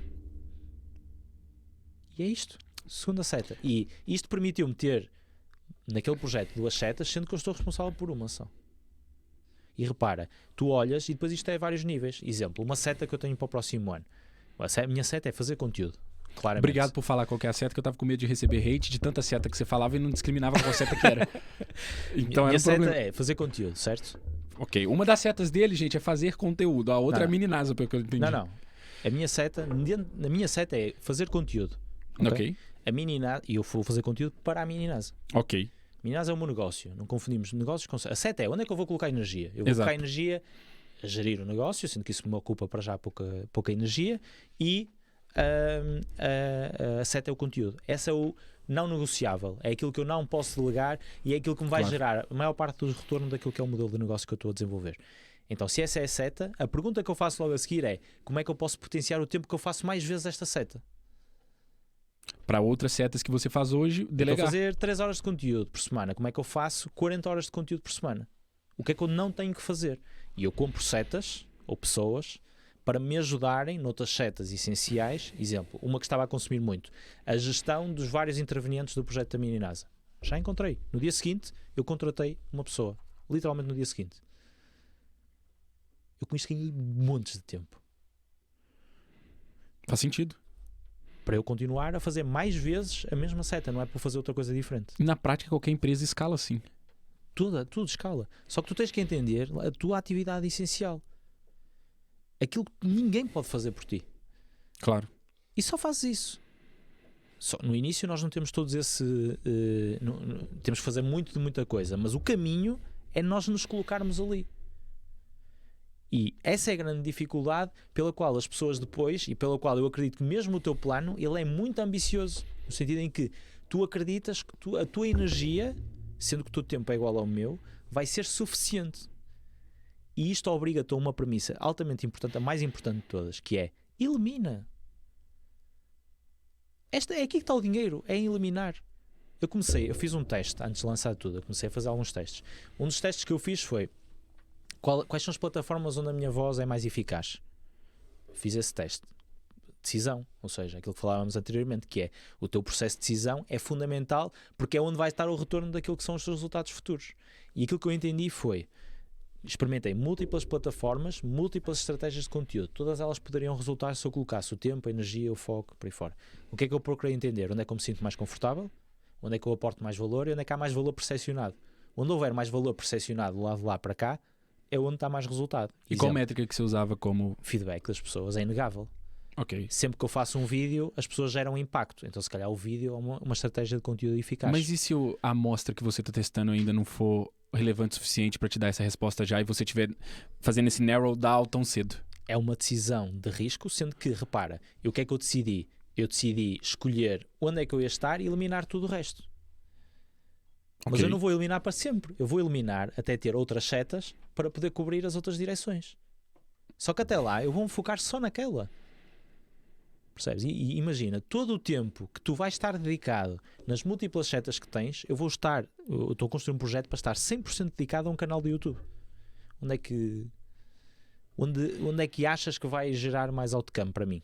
É lá, porque é lá que eu estou a colocar a minha energia. E eu já imagino que alguém da audiência pode estar pensando: ok, isso tudo é muito bonito na teoria, mas como é que na prática, tendo que pagar contas e, por exemplo, o principal receita atualmente, dando o meu caso, já que a gente está fazendo aqui quase que uma terapia minha, a agência é o ganha-pão, o conteúdo faz parte do propósito, eu ainda não estou no momento 100% de transparente. focar. Faz as perguntas, eu vou dar as respostas. Não estou 100%.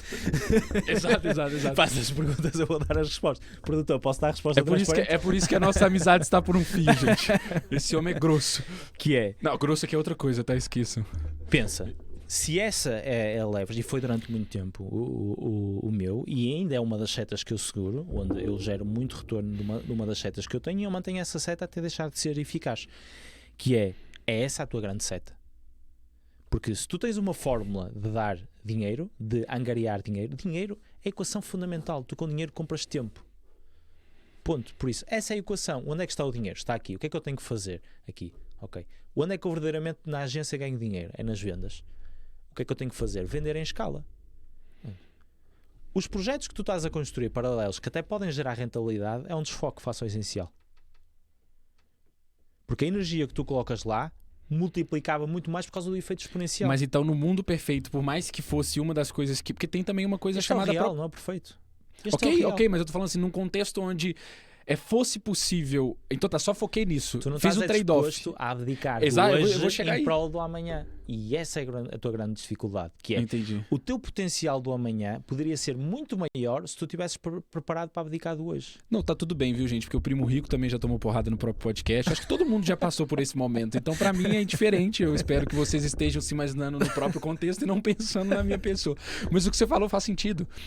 Na prática, o foco é a agência, a escala da agência, até ter a possibilidade de vender ou delegar para depois focar em outra coisa. Amigo, se tu todos os dias fizesses 10 reuniões... Pronto, é exaustivo. Se tu fizesses 6 reuniões comerciais, fechasses 50% dessas reuniões comerciais, todos os dias, 22 dias por mês, tu rapidamente tinhas muito dinheiro para fazer o que tu quisesses. E a seguir o que é que ias fazer? Ias ensinar uma equipa comercial a replicar aquilo que tu fizeste bem feito. Exato. Tipo, o dinheiro compra. Está aí, é aí que tens que estar. E isso é o que te vai permitir a seguir escalar para o resto. Mas para isso tu tens que entender que tens que pôr um hold naquilo que é um projeto geral e criar condições para o criar. E aí é aquela ideia de que nós acreditamos que é possível construir uma McDonald's com 10 euros. Nós acreditamos nisto. Ô Luís. Ou 100 reais. É Exato. 100? 10 euros é 100 reais, tá de sacanagem, Tá. né? Você quer fuder a gente mais ainda? É 10 cinco, euros seis é vezes. 50 6 reais. vezes, não é? Está quase 6. Não, tá, voltou pra 5. Voltou para 5. Voltou pra 5. Vocês estão em deflação, não é? Eu não diria deflação, mas a gente tá com uma inflação menor do que... Sabe os 10% que vocês estão? Rodrigão, a gente tá acostumado com 10%, né? Pra gente é tranquilão. É o dia a dia. E aí, mas o que eu ia ponderar em cima dessa última construção, desse tapa na cara que você me deu, e que faz todo sentido, e só que é uma decisão difícil. E a minha pergunta polêmica é, já para contribuir para nossa amizade, que está caminhando pro fim, a minha pergunta é, por que você fala isso, mas você não faz isso, na minha opinião? Sabe por que eu acho que você não faz isso? Porque, querendo ou não, você tem um projeto super estruturado onde você participa, que são a rede de clínica que você atua.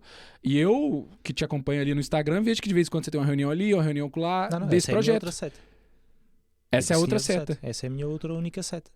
Mas hoje você já está no todas momento... Todas as segundas faço a mesma coisa, todas as terças faço a mesma coisa, todas as quartas faço a mesma coisa, todas as sextas faço a mesma coisa. Entendi. Eu não estou a dizer literalmente o que eu faço. Porque ali há uma grande rentabilidade que eu tiro a partir daquele projeto. E continua a ser uma seta interessante. Mas já foi o momento, agora já está no seu momento, dentro da sua percepção, dentro do seu framework de setas, já é o momento em que você consegue desvincular mais de um para botar mais energia na outra. Não, é uma decisão estratégica a longo prazo. Ou seja, até aqui eu trouxe um plano. Agora eu estou a desenhar um plano maior. E esse plano, ele sobrepõe-se a uma fase de transição. Okay? E é essa fase de transição que nós temos que entender que ela acontece. Mas ela acontece quando existem, exemplo, eu não lancei o projeto da Mini NASA mais cedo, porque eu tinha condições para não o lançar mais cedo. Não era esse o meu foco, não era essa a minha seta. Entendi. E as coisas vão criando cadência para tu poderes criar exatamente como tu queres. Há uma frase brutal, uma entrevista brutal do CEO da OutSystems. A OutSystems é uma plataforma de no-code mundial gigante criada aqui em Portugal, é uma unicórnio. E ele, numa entrevista que deu à RTP, ele dizia uma coisa super interessante que eu me revi muito, teve muito impacto aquilo. Ele dizia que a primeira empresa que ele criou sem condições financeiras. Então, o que isso aconteceu foi que ele foi obrigado a ceder, e acabou por criar uma coisa que na realidade não queria. Então, quando ele saiu da primeira empresa, vendeu a primeira empresa e foi para a segunda empresa, ele garantiu que ele tinha dinheiro suficiente para criar exatamente aquilo que o tinha motivado a criar. Só há aqui um revés. E o revés é este. É que eu acredito que se tu tiveres a tal constante, tu consegues, fazendo uma coisa bem feita, escalá-la simplesmente fazendo aquela coisa. Sim. Ou seja, tu não tens que desvirtuar. O facto de tu vendas mais um serviço não te traz mais dinheiro para a estrutura. Muito pelo contrário. As pessoas não fazem contas. Exato. Okay? Porque vai dispersar, o teu produto o cliente vai querer ir embora porque não está satisfeito, vai-te obrigar a contratar mais gente. Não ganhas dinheiro. Tu ganhas dinheiro é vender latas de Coca-Cola. É vender A Red Bull, quantos produtos tem que tu conheces? Pois. Energético. Hã? Só energético. Qual era a escala do McDonald's até criar mais um hambúrguer? Pois. Tipo, o segredo não está em vender múltiplas coisas, está em vender múltiplas vezes a mesma coisa. E qual é a energia que estás a colocar na agência para perceber qual é a coisa que tu tens que vender? Ainda por cima um projeto que só tu é que criaste, só tu é que desenhaste, só tu é que és autónomo, podes decidir tudo o que tu queres fazer ali. Percebo. E depois de decidires, o que é que tu tens que fazer? Vender aquilo múltiplas vezes. E é esse o negócio. Isso é que é um negócio. Exatamente. E tu dizes assim, mas eu gostava de fazer isto. Ganha dinheiro e depois decides. Ou continuas esse negócio e crias independência e basicamente a estrutura funciona quase sem lá estares, porque é uma fórmula repetível no tempo, e tu pegas nesse teu tempo que ganhaste e vais aplicá-lo noutra coisa qualquer. Ou vendes aquele negócio e começas outro de novo. Que também é uma estratégia muito interessante. O que não faz sentido é estragares uma coisa que funciona porque simplesmente te apetece fazer outra coisa. Isto tem a ver com aquela ideia que eu falava inicialmente, que é a percepção de quando nós somos empreendedores, vamos ser empreendedores para fazer o que nos apetece. Vamos ser pintores e hoje vou pintar. Não. E vou abrir uma série de empresas Até diferentes. Um pintor, para ser conhecido, se destacar, isto é incrível, até na arte, e na arte mais com mais impacto na sociedade, até eles mantêm estilos linguísticos. Até eles. Fazem mais do cubismo, mesmo repetidas vezes. Certo? Sim. Impressionismo, expressionismo. Até eles têm limites naquilo que estavam a fazer. Porquê? Porque eles são associados àquilo. Eles são experts naquela técnica. Eles são experts naquela forma de expressão. Por Faz isso, sentido. nem a nossa análise do pintor de fazer o que nos apetece é na realidade realista. Porque os pintores que fazem o que lhe apetece não fazem nada e não são conhecidos, não geram daquilo dinheiro, não vivem daquilo. E acabam por fazer outras coisas. E há uma diferença muito grande. E nós aprendemos a delinear aquilo que são hobbies daquilo que é a nossa função. E a melhor forma é esta. O que é chato? O que é que dá trabalho? Então, isso é o trabalho. Isso é a tua função. Okay? Tudo o resto posiciona-o do lado do lazer. Não misturas as duas coisas. Porque senão vais acabar na merda. Que é onde tu vais acabar. Porque tu não vais ter capacidade de entregar múltiplas coisas no mercado para serem competitivas, terem qualidade. Não vais ter capacidade. E como é que você explica, então, fazendo também uma provocação nesse sentido, até vi que você compartilhou outro dia no seu Instagram, um novo... Tem mais um. Arranjas-me. Produtor, vai-me salvar a vida. A questão que você compartilhou da Amazon entrando em mais um nicho que se eu não me engano, acho que você compartilhou há 2 dias. E a Amazon é um ótimo exemplo. Medicamentos, ok. E a Amazon é um ótimo exemplo de uma estrutura gigante que atua em diferentes mercados. Streaming, começou como marketplace, é o maior marketplace. Então ela não segue muito essa lógica. Ou segue? Essa que é a pergunta. Estratégias totalmente diferentes com objetivos totalmente diferentes. Foi desenhada para ser um monopólio muito na sua fase de iniciação. E agora eu pergunto, quantos anos teve a Amazon sem dar dinheiro? 7, qual foi a necessidade de investimento que a Amazon precisou para construir o projeto que tem? Tipo, não é comparável. A maior parte das pessoas não vai ter esse tipo de negócio. A maior parte das pessoas vai ter um negócio lucrativo à partida. E ainda bem, porque esses são os melhores negócios para se ter. Exatamente. São os que têm menor risco no processo. Quantos Jeff Bezos tu não conheces? Vários, né? Isso é apostar numa estrela. Sim. E essa é a grande diferença. Os exemplos que nós trazemos para a mesa é tal, o Mimetic Desire é isso, é as referências que nós utilizamos para comparar o nosso trajeto acabam por influenciar o nosso processo de decisão. Com certeza. Pronto, em vez de analisar, em vez de irmos comparar o nosso trajeto com o Jeff Bezos, vamos compará-lo com o restaurante de sushi. Vamos compará-lo com a loja que só vende capas de telemóvel. Nem é telemóveis, é capas de telemóvel. Muda as são tuas negócios mais comuns, exatamente. Não é comuns. São negócios com menos variáveis. São negócios mais controláveis. São negócios mais escaláveis. São negócios com menos risco. São negócios com as fórmulas certas. Repara, uma loja de capas de telemóvel normalmente está onde? Localizada aqui em Portugal. No shopping. Porque, atenção, sabe que está ali a atenção, então é uma decisão não arriscada. Com certeza. Correto? Pronto, então há uma série de premissas que aquele negócio já sabe que tu ainda estás a descobrir, ou hipoteticamente, que as pessoas ainda estão a descobrir. Então, agora, comparaste com a Amazon, vais trazer zero de insights ou muito poucos insights à tua realidade. Vamos lá ver uma coisa, eu não tô comparando com a Amazon. Eu sei, eu estou a dizer para as pessoas não... Quando ele fala você, é só para as pessoas não acharem que você tá me dando uma comida de rabo, assim, astronômica. É o jeito dele de comunicar, mas tá servindo para muitas coisas para mim também. Eu vim com um desafio pra mesa nesse episódio, que era tentar falar menos que o convidado. E eu consegui, porque, porra, eu fico refletindo em cima do que ele fala, e daqui a pouco eu até me perco, mas fez muito sentido. E assim, a gente já tinha tido conversas desse teor e eu realmente concordo, e cada vez está mais claro para mim que é o simples, repetidas vezes, com consistência, é onde está o resultado. E agora, pra gente chegar numa fase final do episódio, eu queria correlacionar isso com a liberdade financeira, com a pauta que é esse episódio, né? A construção da liberdade financeira. Não falamos nada ainda. Eu ia fazer um episódio vai tipo ser clickbait, vai ser clickbait. Exatamente. A construção da liberdade financeira através do empreendedorismo. A gente não falou nada, mas na minha opinião está muito correlacionado essa capacidade de consistência de fazer o simples também para construir a liberdade financeira. Eu vou deixar você construir em cima disso. Boa. Então, para mim esse é o princípio mais importante de todos. E tem muito a ver com aquela questão que é, quando tu tomas as decisões emocionais do lado da empresa, é porque normalmente não tens muita consciência sobre o teu plano individual enquanto pessoa.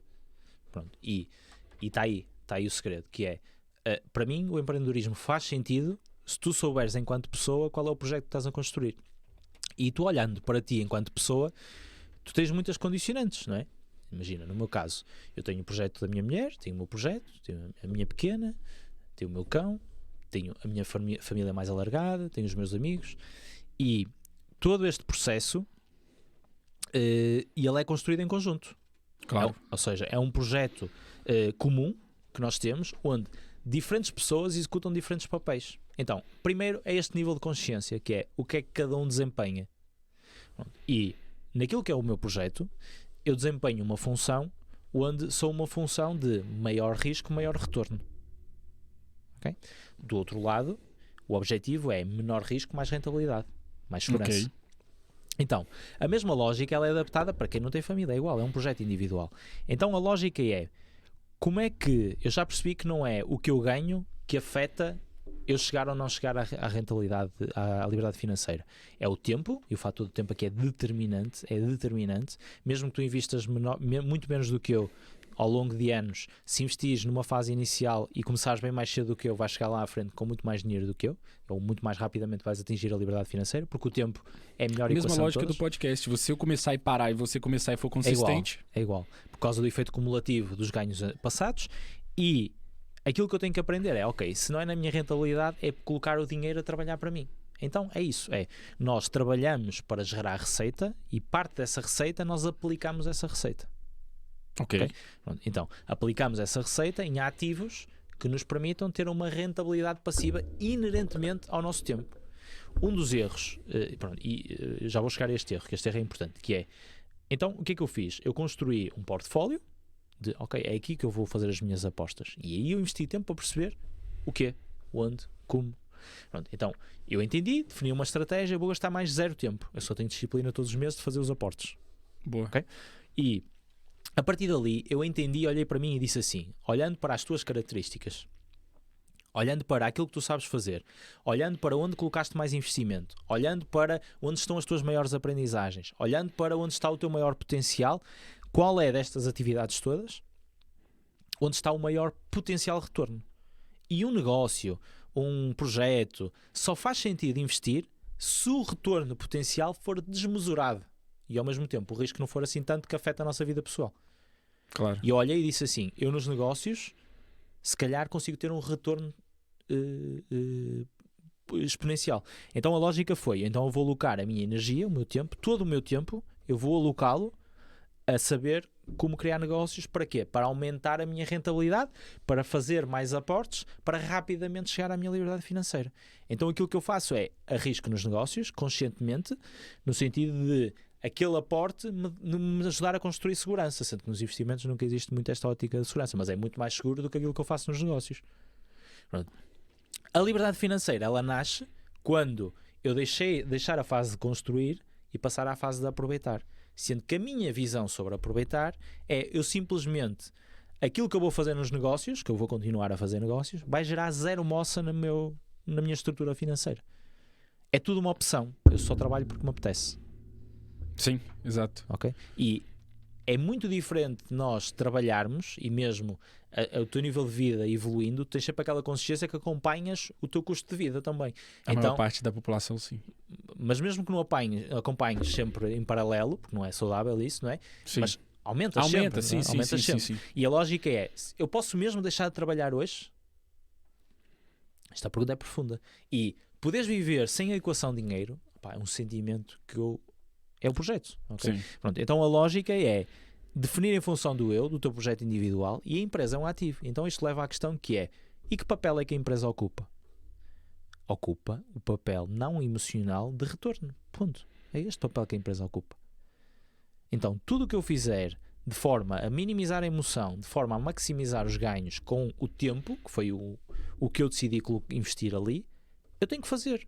Porque isso vai acelerar completamente aquilo que é o projeto comum. E a questão é, eu posso fazer isto e tirar partido do processo? Claro, posso.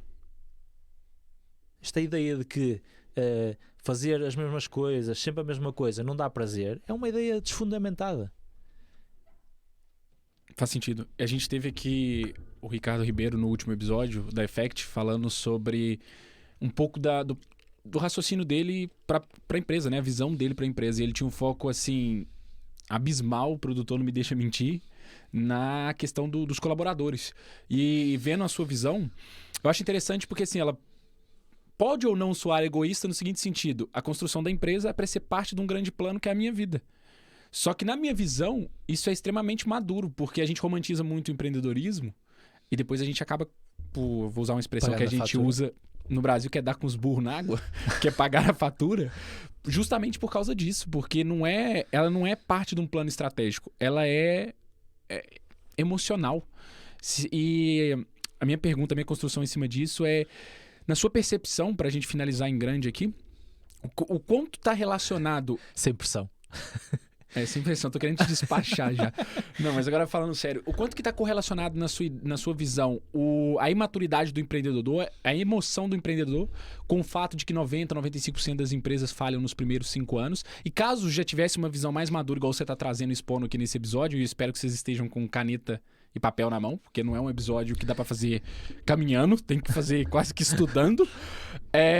Me diz qual que é a sua percepção sobre isso. Você acha que teria menos empresas falhadas se as pessoas tivessem um raciocínio mais pragmático sobre o que representa uma empresa e tirar o emocional de dentro dessa equação? Vários pontos, ok? Primeiro, o facto de eu ter uma visão egoísta, porque eu acho que uma empresa privada é uma visão egoísta. Existem na sociedade, e eu contribuo também para esse papel, outras estruturas, como organizações, como o Estado, que representam ações que não são tão egoístas. Eu criei uma empresa, eu não tenho só o potencial retorno, ok? Eu tenho o risco assumido. Exato. Okay? E aquilo que eu pergunto normalmente é, estás disposto a assumir esse risco? Porque o risco que eu assumi foi imenso, muito mais do que aquilo que eu imaginava que eu era capaz de assumir. E que raio, eu assumo o risco e não posso ter uma perspectiva egoísta sobre o retorno daquela empresa? Fui eu que a criei. Total. Como existe e é livre na sociedade qualquer pessoa a poder criar. Exatamente. Por isso, se é uma opção individual, porque é que há de ser uma questão coletiva? Isto é um ponto. O segundo ponto é, o facto de eu ter uma visão egoísta para aquilo que é o retorno não significa que eu tenha uma visão relativamente à forma como devo relacionar com os colaboradores, ressarcir os colaboradores, que não seja adequada. Eu fiz um lançamento, te garanto que não houve ninguém que deu o que eu dei à equipa. Ninguém em Portugal. Te garanto. Podemos bater esses números na mesa. Não tem. Mas eu não fiz isso só a pensar neles. Eu fiz nisso porque eu sei foi que parte do trabalho deles. A melhor equipa ali é Sim. uma estratégia clara para eu assegurar que num segundo, num terceiro, num quarto lançamento são eles que querem trabalhar comigo.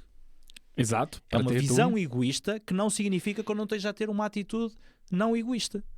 E não é egoísta só para você. Uma coisa não coloca em causa. Eu vejo uma empresa como uma transação, que é, se existe valor a ser transacionado para o lado de cá, existe valor a ser transacionado para o lado de lá. E é um negócio que nós estamos a fazer, exatamente como eu faço com um cliente, igual. Isso não existe, para mim não faz sentido. Se existe, faz sentido potenciar, porque é um ativo do negócio. E o facto de eu olhar de uma forma mais matemática, mais financeira e mais objetiva, e nada coloca a forma como eu trato ou não as pessoas. São duas temáticas completamente diferentes. Aliás, se eu quero ter sucesso, eu já percebi que o caminho é ter boas pessoas, talento e alimentar esse talento dentro da estrutura. Boa. Mas eu faço porque é o caminho para ter sucesso financeiro no projeto que eu criei para mim. Mas no final, todos saem ganhando quando a estrutura ganha. Sai, sobretudo aqueles que colocam energia. E o meu nível de exigência é altamente elevado. Brutal. Se não colocarem energia, não faz sentido naquilo que é o meu ecossistema. Isto nem sempre é linear, sobretudo quando não sou a única pessoa a decidir negócios, mas onde sou, esta é a minha forma de operar. Por isso, eu acho que uma atitude egoísta sobre o teu negócio só te ajuda a tomar melhores decisões relativamente àquilo que é os teus colaboradores, e não ao contrário. Porque é muito fácil falar de um local onde a empresa funciona e tu consegues reassistir toda a gente. Mas quando tu tens que pegar numa equipa, espremer ao máximo para gerar margem, para conseguir devolver ao negócio, estás anos a fio sem retirar dinheiro do negócio e mesmo assim estás a tentar fazer o máximo e sabes que toda a gente contribui para o sucesso e ao insucesso daquilo que ali está, é outra retórica muito diferente. E se tu não estás a tirar retorno do negócio, para que é que serve o negócio? Exato. E eu, durante demasiado tempo na minha vida, ganhei muito menos dinheiro do que aquele que ganharia se eu, com as minhas capacidades, trabalhasse para outra empresa qualquer. É o glamour de empreender aí, ó. Eu recusei uma coisa que para mim não fazia, não me custou muito tomar aquela decisão. Eu recusei um salário de 8.000 euros por mês em Portugal. Que isso, dá pra você baixar combo na discoteca com 8.000 euros por mês. Meu Deus. Não estás a fazer a pergunta certa. Mas não foi uma pergunta. Foi só um raciocínio que me veio que não deveria ter saído. Nessa pergunta que é, a lógica é, e isso permitia-me chegar ao meu plano geral? Não. Então começa tudo aí. Começa tudo aí. É impensável. Começa sempre tudo aí. E se o fizeres nesta forma e nesta cadência, depois vais tomando decisões sem nunca perder o foco de que ou isto dá dinheiro e o meu tempo que eu estou a investir aqui faz sentido, ou então eu vou deixar de investir aqui o tempo. A equação é bem simples. Hoje eu descobri qual que é a sua principal qualidade. Minigênio da Meninasa. Pra mim, é clareza. Eu acho que quando você adquiriu a clareza que você traz hoje, eu acho que essa clareza te dá a confiança que você tem em falar e se posicionar e defender o que você acredita. Então, assim, a gente chegando aqui na fase final e queria te agradecer por ser uma máquina de cortes aqui pro podcast, porque realmente vai dar pra fazer muito corte com esse... E nem foi combinado. Não, brutal. E pra finalizar, eu gostaria só de fazer uma provocação de te pedir para deixar aí um raciocínio, uma frase, uma indicação para o pessoal que ouve a gente e que a maior parte deles também ou está começando essa trajetória ou está em alguma etapa dentro dessa trajetória que talvez você tenha aprendido durante, com erros ou não, porque como você disse no começo do episódio, não necessariamente só erro que traz aprendizado, mas que seria essencial para o sucesso do empreendedor para que, consequentemente, ele também alcance a liberdade financeira, que eu tenho certeza que dificilmente tem alguém que não queira. Boa. Olha, para mim, um dos grandes aprendizados, se calhar daqueles que têm maior dimensão, é fazer esta inversão, que é, em vez de eu procurar o extraordinário, procurar o básico. Okay? E se eu mudar as minhas referências, se eu mudar o meu foco, em vez de andar à procura dos outliers, em vez de andar à procura daquilo que é a novidade, procurar o que é o básico. O que é o alicerce de qualquer projeto? Ok. Vou executá-lo múltiplas vezes e fazê-lo bem feito. Se o fizer, não tem como não dar certo. Não existe, porque o básico é aquilo que resultou e resulta e há de sempre resultar. Brutal. Um atalho, bom acabar nas vendas, tenho a certeza. É lá que reside grande parte do sucesso ou insucesso do negócio. Como vender, como aprender a vender, como aprender a ter oportunidades, como aprender a entregar um bom produto na realidade e como aprender a gerir financeiramente para aquilo dar lucro. Na realidade, isto é a base de qualquer negócio. E em vez de entrarem na ótica do que é extraordinário, o que é único, o que é que aquela pessoa fez que é especial e que pode mudar, não. Olha, como é que tu vendes? Como é que tu fazes para vender? Assim, okay, o que é que tu dizes à pessoa para vender? Olha, e como é que tu fazes as contas do teu negócio? E como é que tu entregas o produto? São perguntas básicas. Perguntas certas aí. Perguntas certas. Estas são as certas, porque não existe extraordinário que vá fazer diferença se o básico não estiver bem solidificado. E esta é... Fica aí a aprendizagem. Espero que ajude. Brutal, mano. Só que é chato. Essa é que é a parte, é chato. O retorno tá no chato, eu venho percebendo isso. Eu venho percebendo Tudo isso. que for chato, Vai por aí. bota o olho. Muito top, muito top. Muito obrigado pela sua Obrigado presença. pelo Eu espero convite. que a malta aí curta esse episódio e realmente saia com a cabeça explodindo, assim como eu tô saindo daqui. E, como eu disse, eu criei esse projeto aqui para receber mentoria de graça e não paro de receber mentoria de graça. E realmente... Já definimos que não é bem assim. Ali o produtor não foi como disse. Não sei, mas depois falamos.